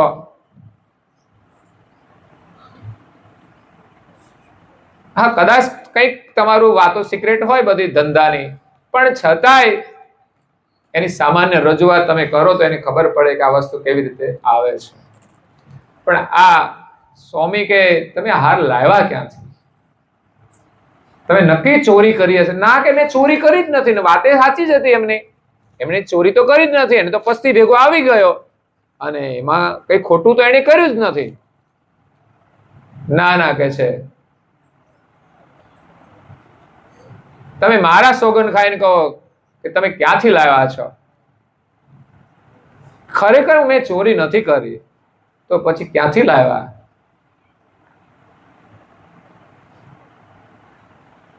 તો એમના ઘરવાળાએ કીધું કે આ એક સોસાયટીમાં ગયો હતો, ત્યાંથી પસ્તી લાવ્યો ને એમાંથી આ પસ્તીમાંથી મને આ મળ્યો છે, મેં ચોરી નથી કરી. પણ પત્ની એમ કે છે કે આ આપણા હકનો નથી. આ જેનો હશે એને કેટલું દુઃખ હશે. એટલે જાઓ તમે અત્યારે એને પાછો આપી આવો. એટલે લખાની હિંમત નથી ચાલતી. એટલે કે છે તું સાથે આવ કે આપણે સાંજે જઈશું. એની પત્નીની સમજ હતી કે આ ખોટા પૈસા આપણા ઘરમાં આવશે ને તો તમારો ને મારો જે પ્રેમ હશે ને આવો નહીં રહે. આવું તો કોણ વિચારે? વિચાર કરો, પતિ પત્નીના પ્રેમમાં વળી હાર ગમે ત્યાંથી આવે તો શું તકલીફ પડે? અત્યારે તો બેનો ખુશ થઈ જાય, ઉલટાનો પ્રેમ વધી જાય. મારા ઘરવાળા તો કેટલા હારા છે, મારા માટે સોનાનો હાર લાવે છે. પણ અનીતિનો હાર હોય ને એ તમારું પ્યાર છીનવી લે છે. આવી સમજ એ સ્વામીની અંદર હતી. તેણે કહ્યું મારે આ ના જોઈએ, મારે જે પરિસ્થિતિ છે એમાં હું રહીશ, ખુશ રહીશ. મારે તો તમારી સાથેનો જે પ્રેમ છે ને એ જ મારું સુખ છે. અને અત્યારે લોકો ડિમાન્ડ કરે છે ને એને ઘરવાળાનું સુખ નથી, પણ બસ મારે આ જોઈએ, મારે પેલું જોઈએ. એ ઘરવાળા જોડે જે કઈ બાજી બગડી જાય તો બગડી જાય, પણ એને વસ્તુ જોઈએ. એટલે વસ્તુના લોકો ગુલામ બને છે, પણ ખરેખર એ વસ્તુઓ એને કાયમ સુખ નથી આપતી. પરિવારોના સંબંધ રાખીને આપણે કંઈ પણ ગુમાવવું પડે ને તો ગુમાવીને પણ પરિવારના સંબંધો સાચવવા જોઈએ. સંપત્તિનું એટલું મહત્વ નથી. એટલે ધનનું એટલું મહત્વ નથી જેટલું સંબંધોનું મહત્વ છે. અને સંબંધોનું એટલું મહત્વ નથી જેટલું ગુરુ ભક્તિનું મહત્વ છે, ભગવત સ્મરણનું મહત્વ છે. ભગવત સ્મરણની અંદર પણ કોઈ અવરોધ કરે, કોઈ સંબંધ, તો એને પણ છોડવો જોઈએ. તમે જુઓ, શ્રવણની ભક્તિ હતી માતા પિતાની સેવા કરવાની. એમણે લગ્ન કર્યા, પત્ની આવી, તો શ્રવણની ઈચ્છા હતી મારી પત્ની મારા માતા પિતાની સેવા કરશે, ઘરમાં રોટલા બનાવીને ખવડાવશે. પણ એની પત્ની કે આ તો આમના માતા પિતા અંધ છે અને આખી જિંદગી મારે આ તો મજૂરી કરવાની. એ તો સેવા કરવાનું એક ગૌરવ હોય છે જીવનમાં, એ જ સાચી ભક્તિ છે. લગ્ન શા માટે? પતિવ્રત ધર્મ છે કે એની સેવા કરવાનો. તો એની સેવા હોય કે એના માતા પિતાની હોય, એવું નહીં કે એની સેવા. એના માટે તો જે ભોજન બનાવવાનું હોય એ સેવા છે, કપડા ધોવાના હોય એ સેવા છે, ઘરનું સાફ સફાઈ કરવાની હોય એ સેવા છે. પણ વિશેષ ઘરના જે વડીલો છે એની જે પરિસ્થિતિ હોય એની આપણે સેવા કરવી, એનું એક ગૌરવ હોય છે. અને અત્યારે નવી પેઢી છે, અગાઉથી પૂછી લે ઘરમાં કેટલા સભ્યો છે. ઓહો, 4 ભાઈઓ? ના ના ના ના, આટલા બધા મોટા પરિવારમાં ના જવાય. 4 ભાઈઓના પરિવારમાં જે ઘડતર થાય ને અને એમાં રહે ને તો જે જીવનની સફળતા છે. આ તો કે કોઈ ના હોય ને ત્યાં જવું છે, એ 2 હોય ને એ 2 હરખા ના હાલે. બોલો, આટલી પણ સમજણ ના હોય, સહનશીલતા ના હોય, 2 ભેગા ના રહે. બોલો, કોઈ ના હોય જોડે. હવે તો બધે એવું છે, પણ છતાંય માણસની સમજણ નથી અને સહનશીલતા નથી. માણસ અગાઉ ડરી જાય. જીવનમાં તો કોઈ પણ પરિસ્થિતિ આવે એની સામે લડી લેવાની તૈયારી હોવી જોઈએ. એટલું મન આપણું મજબૂત હોવું જોઈએ. આપણા વડીલો તો જુઓ કેવી પરિસ્થિતિમાં રહ્યા છે, ત્યારે તો કોઈ સગવડ પણ નહોતી. આજે સગવડ છે પણ લોકો સાથે રહેવાની તૈયારી નથી. અને જેટલો લોકોનો સમૂહ હોય ને એટલી મુશ્કેલીના સમયે આપણને વધારે મદદ મળે છે, બધા આપણને સાથ આપે છે. હવે એકલા ક્યાંક રહેતા હોય, 2 જણા રહેતા હોય, કોઈ ઓળખાણ ના હોય, કોઈ ના હોય, તો તકલીફ થાય તો કરે શું? એટલે સમૂહ છે ને એ સારી વસ્તુ છે અને એ કુદરતી હોય છે. આમાં એનું કઈ આપણે સિલેક્શન નથી કરવાનું હોતું. જ્યાં પણ ઓળખાણથી જે સંબંધોમાં જોડાણ થાય એમાં બસ સારું હોવું જોઈએ, બધું પરિવાર સંસ્કારી હોવો જોઈએ. પણ લોકો તો ગણિત કઈક જુદું જ કરે. કેમ નથી કરવું? તો આટલા બધા સભ્યો છે ને એટલે નહીં કરવું, આમ છે ને એટલે નથી કરવું. તકલીફ બીજી જ નીકળાય. સારા પાત્રો છોડીને લોકો બીજી બધી ગણતરી કરતા હોય છે. પછી એકલો હોય ત્યાં જાય, પછી તો ઓલો મોજ કરતો હોય, મસ્તીમાં રહેતો હોય કાયમ, પછી એને સાચવે, પછી એને હારે રહેવાનું પછી અઘરું પડતું હોય છે.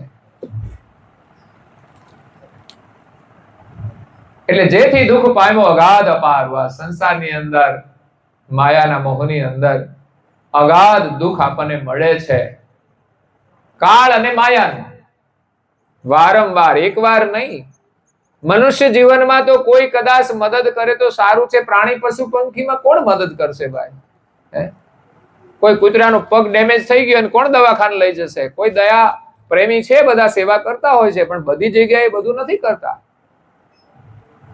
આપણા દેશમાં તો ગાયો રખડે છે, બોલો, કોઈ કિંમત નહીં. અને આમ તમે જોવા જાવ તો ગાયો લેવા જાવ તો 1-1 લાખ રૂપિયા થાય છે, અને અમુક ગાયો રખડે છે. એટલે સેવાનું મહત્વ છે. તો અનેક પ્રાણીઓની અંદર આપણે જઈને દુઃખી થઈશું, એ દુઃખમાંથી કોણ છોડાવશે? અહીંયા તો પરિવાર આપણે વ્યવસ્થાના રૂપમાં મદદ થાય છે, પણ આ શરીર છૂટ્યા પછી બીજા શરીર ધારણ કરવાના અને ત્યાં બધે જ દુઃખ આવવાનું છે. મનુષ્ય શરીર સિવાય ક્યાંય સુખ છે? પણ છતાંય આજે મનુષ્ય શરીરમાં પણ મનુષ્ય સુખી નથી દેખાતો. એના કરતા પ્રાણીઓ સુખી હોય છે. બોલો, એ શાંતિથી રહેતા હોય છે. એટલી શાંતિ માણસને નથી. તો એ જીવનનું મહત્વ શું છે?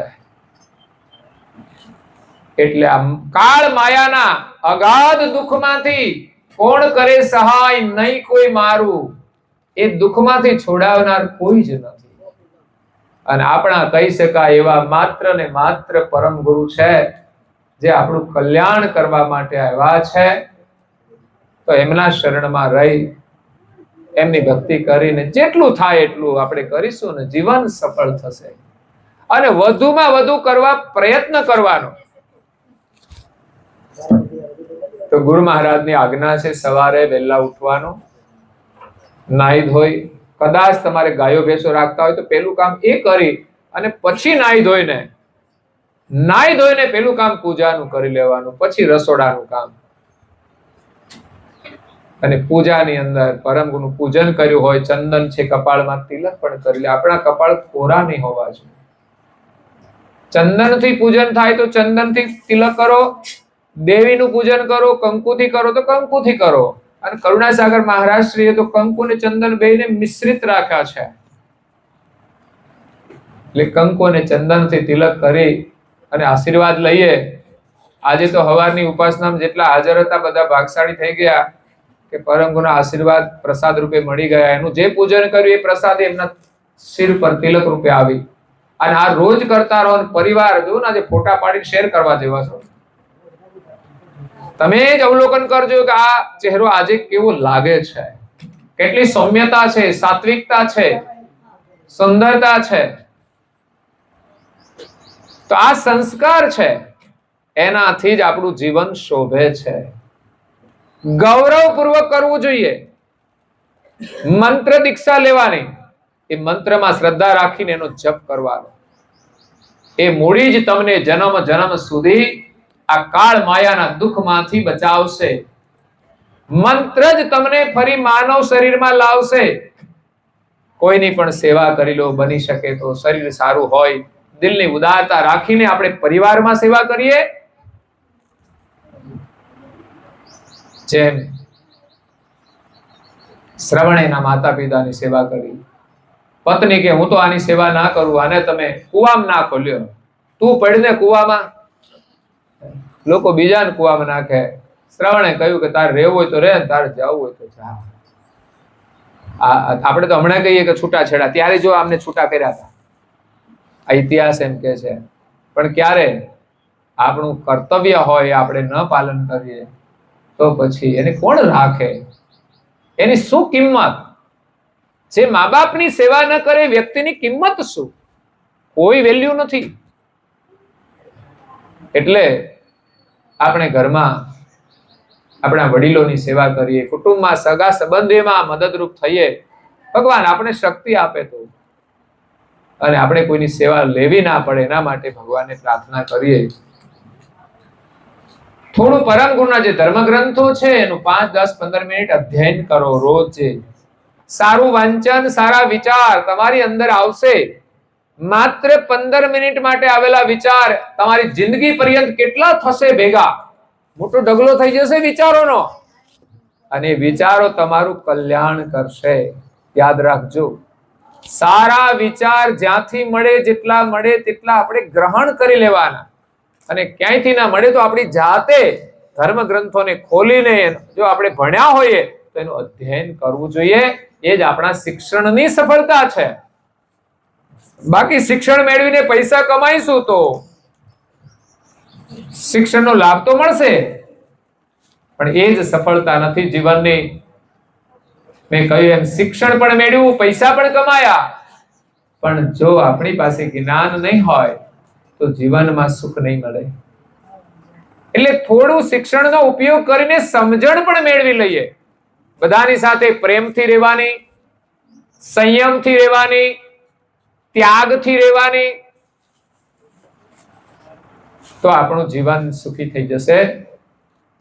તો અહીંયા કૈવલધામવાસી ભીખીબાના સ્મરણાર્થે એમના પરિવારજનો ગોપાલ દાદા અને એમના દીકરાઓ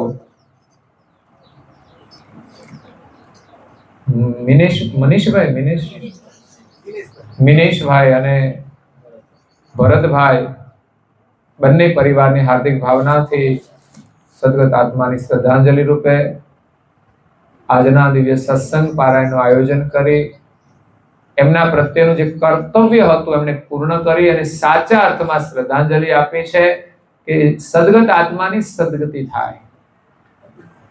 જ્ઞાનથી, સત્સંગથી દરેક જીવનું કલ્યાણ થાય છે.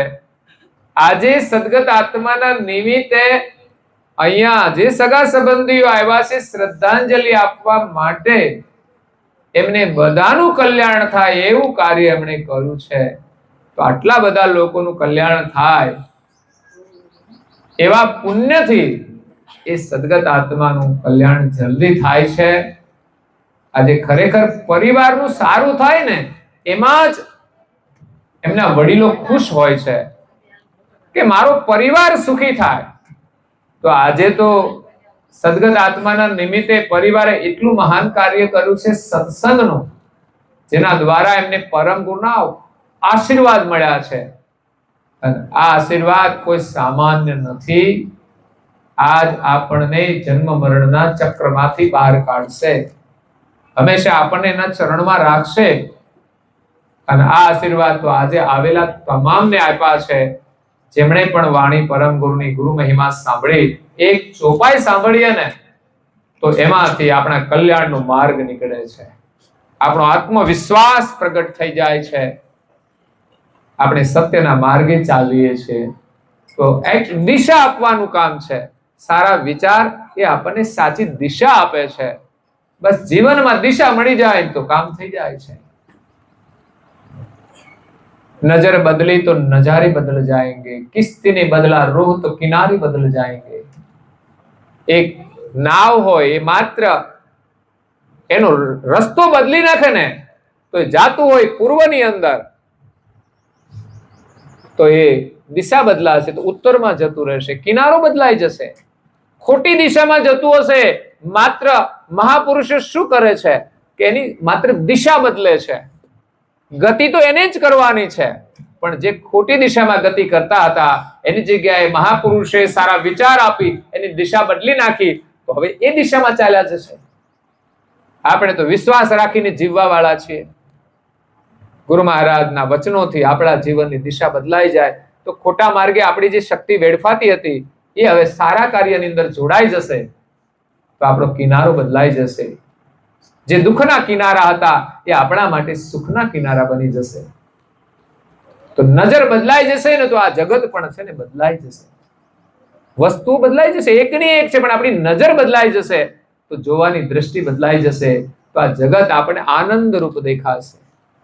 ભગવાને અદ્ભુત જગત બનાવ્યું છે. જોવાની દ્રષ્ટિ ગુરુ મહારાજના આશીર્વાદથી આજે આપણને મળી જાય એવા આશીર્વાદ મળ્યા છે. તો સદગત આત્માને પરમ ગુરુના સાનિધ્યમાં પરમ શાંતિ મળે, એનું કલ્યાણ થાય અને પુનઃ માનવનું જીવન મળે અને એમાંય એમનું શરણ મળે. બસ આનાથી વધારે આપણે કંઈ જ માંગવું નથી. અને પરિવાર માટે પરમ ગુરુની કૃપા હંમેશા એના પરિવાર ઉપર રહે, પરમ ગુરુના સાનિધ્યમાં રહે, એનો આશ્રિત થઈ અને પરમ ગુરુના આશીર્વાદ મેળવતા રહે અને એનો પરિવાર પણ સુખી થાય અને એનું પણ બધાનું કલ્યાણ થાય. અને આવેલા બધા જ સગા સંબંધીઓ આજે આવ્યા છે તો વ્યવહારે તો કંઈક લીધું હશે તમારા માટે, એ તો તમને મળશે. પણ આ જે વ્યવહાર છે ને ગુરુ મહારાજનો બધાના માટે સરખો છે. તમારે જેટલું જોઈએ તેટલું લઈ જાઓ. એટલે સગા સંબંધીઓ બધાના માટે આજે આ ઉત્તમ વ્યવહાર આશીર્વાદનો છે કે પરમ ગુરુના આશીર્વાદથી તમારા બધાનું કલ્યાણ થાય, તમારા પરિવારનું કલ્યાણ થાય. એવા તમને બધાને ખૂબ આશીર્વાદ સાથે અંતમાં કરુણાસાગર મંદિર જેઠોલીથી અહીંયા આવવાનું થયું છે. પરમ ગુરુના આશીર્વાદથી સુખ ને શાંતિ છે, કોઈ લાંબી અપેક્ષા નથી. બસ પરમ ગુરુની ભક્તિ થાય એ જ આપણા માટે મહત્વનું છે. તો ઉનાળાના વેકેશનમાં બાળકોની અમે શિબિર રાખીએ છીએ. જે ધોરણ 5 પૂરું કરીને 6ઠા ધોરણમાં આવ્યા હોય એ 6ઠા થી 9મા ધોરણ સુધીના બાળકો એની અંદર પ્રવેશ કરી શકે છે. છોકરા અને છોકરીઓ 3 દિવસ છોકરીઓની શિબિર છે, 3 દિવસ છોકરાઓની છે. 8, 9, 10, 11 મે છોકરીઓની શિબિર છે, 11, 12, 13, 14 એ છોકરાઓની શિબિર રાખવામાં આવેલી છે. તો અવશ્ય આપણા વિસ્તારના બાળકોને 3 દિવસ માટે મોકલશો તો સ્કૂલની અંદર ફી ભરીને આખા વર્ષમાં જે બાળકોને નહીં મળે એટલો લાભ એને 3 દિવસની અંદર પ્રાપ્ત થશે. અને એને જીવનભર ઉપયોગી થશે તો અવશ્ય બાળકોને મોકલજો. બીજા નંબરમાં બાળકોના માટે એક સેવાનું કાર્ય દર વર્ષે કરીએ છીએ, એમાં છે ચોપડા છપાવીએ છીએ. આમ તો બજારે મળતા હોય, બધા લેતા હોય છે, પણ અમારા શિક્ષક ભાઈઓની પ્રેરણાથી કે ભાઈ અમારે સરકારી શાળાઓની અંદર સામાન્ય પરિવારના બાળકો ભણે છે, તો જેઠોલીમાં જ લગભગ 1000 બાળકો સરકારી સ્કૂલમાં ભણે છે. એ 1000 બાળકોના માટે અમે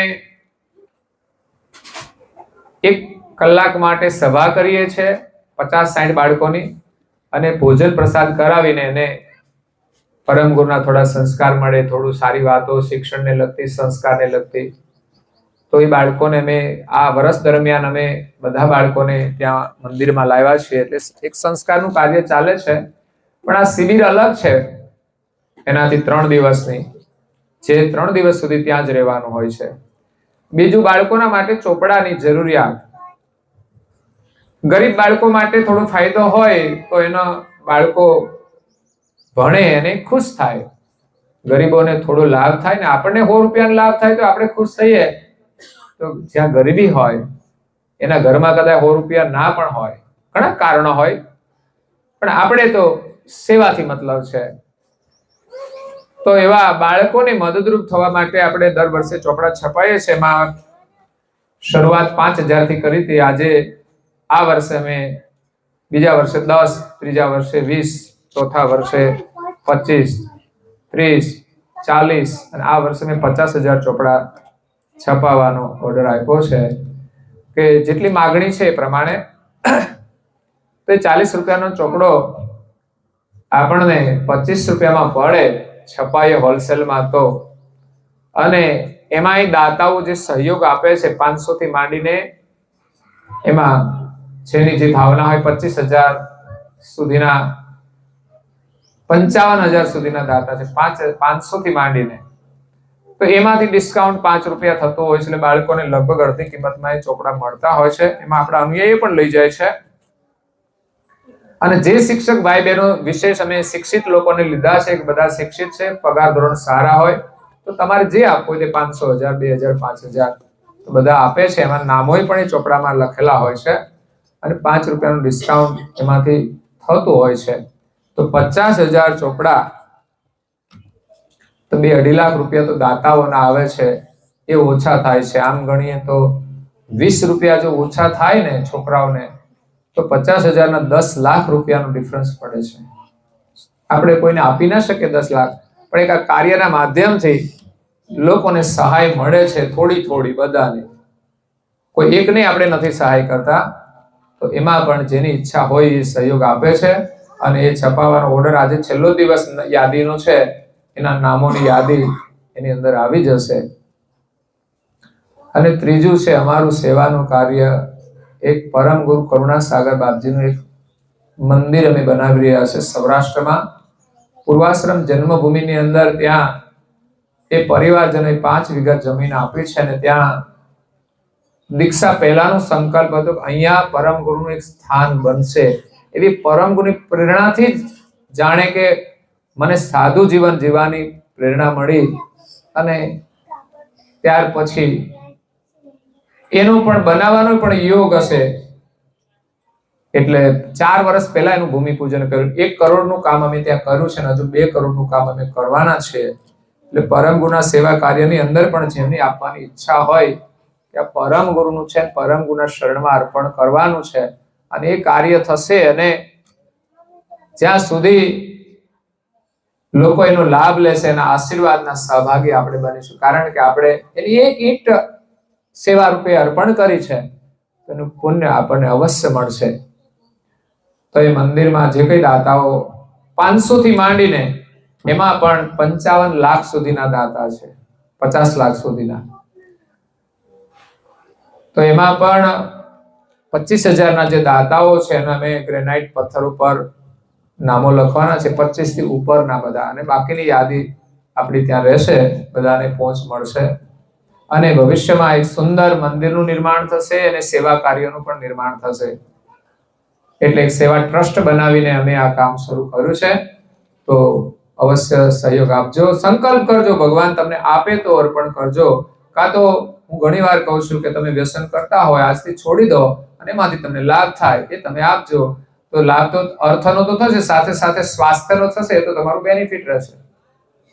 એટલે આપણે ઘણું બધું નુકસાન કરીએ છીએ, ક્યાંક વ્યસનમાં, ક્યાંક ફેશનમાં, ક્યાંક લગ્ન પ્રસંગોમાં પણ વધારાના ખર્ચા હોય એ રોકીને પણ તમે સંકલ્પ કરશો કે આપણે આ નથી કરવું, આની જગ્યાએ થોડું સદકાર્ય કરીએ, બાળકો માટેની સેવા હોય તો જે બાળકોના લગ્ન થતા હોય ને એને પણ આશીર્વાદ મળશે, એનું જીવન પણ સુખી થશે. તો આ સાથે અહીંયા કથાને આપણે વિરામ આપીએ છીએ. અસ્તુ સત્કેવલ સાહેબ. જય બોલવાની છે ઘરના સભ્ય. જોઈને બોલવાની. આ બધું છે ને ગૌરવપૂર્વક કરવાનું, શીખવાનું, સારું કામ કરવા, હંમેશા આગળ આવવાનું. હાલો. સક્રત સ્વરાજ કરુણેશ કૈવલ કરતા કી જય. શ્રી કૃષ્ણ સ્વામી મહારાજ કી જય. પરમ ગુરુ શ્રીમદ કરુણા સાગર મહારાજ કી જય. પૂજ્ય શ્રી નારાયણ દાસજી મહારાજ કી જય.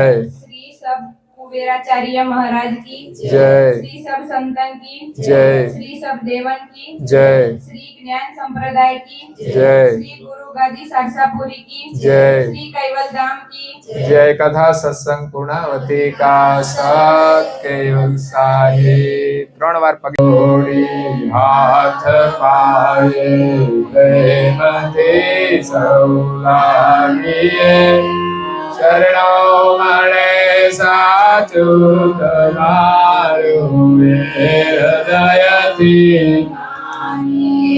જય અંશ આવ્યો આપ પાસે, શરણ માય અપનાવજો. પરમ ગુરુએ આત્માને શાંતિ મળે ભોગ કે સુખ સ્વર્ગના આશાઓ રે નથી.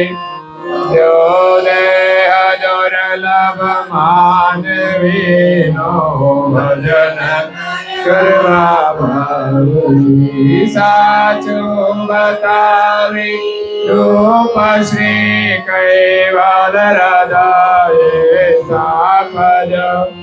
પરમ ગુરુએ આત્માને શાંતિ સાચી આપજો.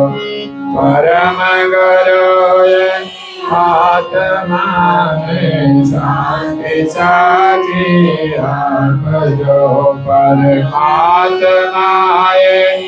આત્માને શાંતિ સાચી પ્રભુ જય કરુણાનિધિ. આરતી પૂર્વક, આરતી આરતી પૂર્વક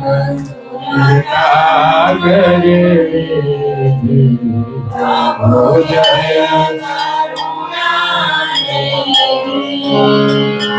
તારણ તારણ તિલગન છવિયાનો ગમત્યારી. પ્રભુ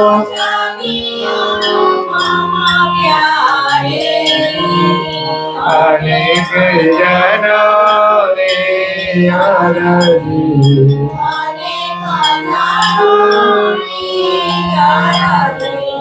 ઓરયા તરલે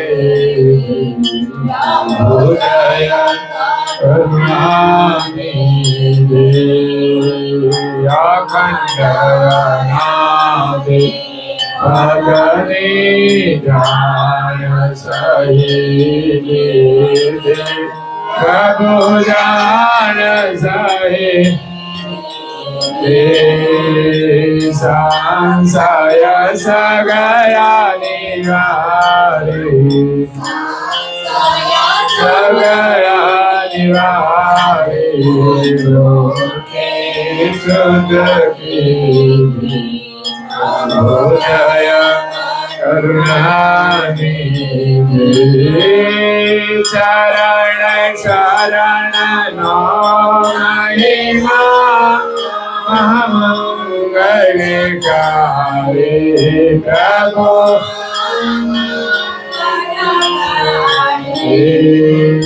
માતા માતેનો માનવ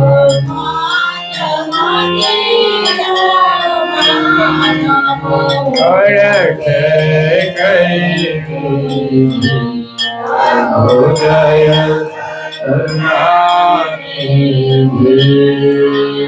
કરુણા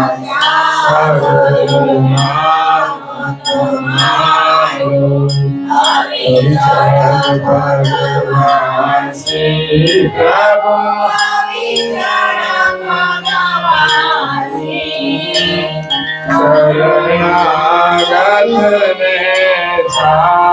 હાથ જોડે રાખી દેવાનો હાથ રાખી દેવાનો શ્રી બતાવી જલ્દી આપો જય કરુણા જય કરુણા પ્રભુ જય કરુણા આરતી આરત પૂર્વક આરતી આરત પૂર્વક જય કરુણા પ્રભુ જય કરુણા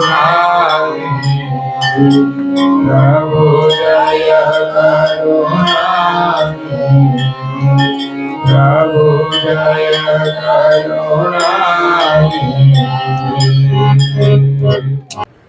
आद्य सकल सरस कर्णेश्वर कैवल करता की पूज्य श्री कृष्ण स्वामी महाराज की पूज्य श्री परम गुरु श्रीमद करुणा सागर महाराज की परम श्री पूज्य श्री नारायण दास जी महाराज की पूज्य श्री सब कुएदास जी महाराज की श्री सब संतान की श्री सब देवन की श्री ज्ञान संप्रदाय की श्री कायम पंथ की श्री गगना मटी की जय श्री निर्गुणी धुणी की श्री मुक्त द्वार की श्री ब्रह्म क्षेत्र की श्री सच्चिदानंद शाखा की श्री आनंद अखाड़ा की श्री अविगत दादी की श्री बाल तिलक की श्री रसोई करावे उनकी श्री उनके माता पिता की श्री उनके बाल गोपाल की श्री उनके गुरु गोविंद की श्री गुरु गादी सासापुरी की श्री कैवल धाम की श्री दाता भुक्ता की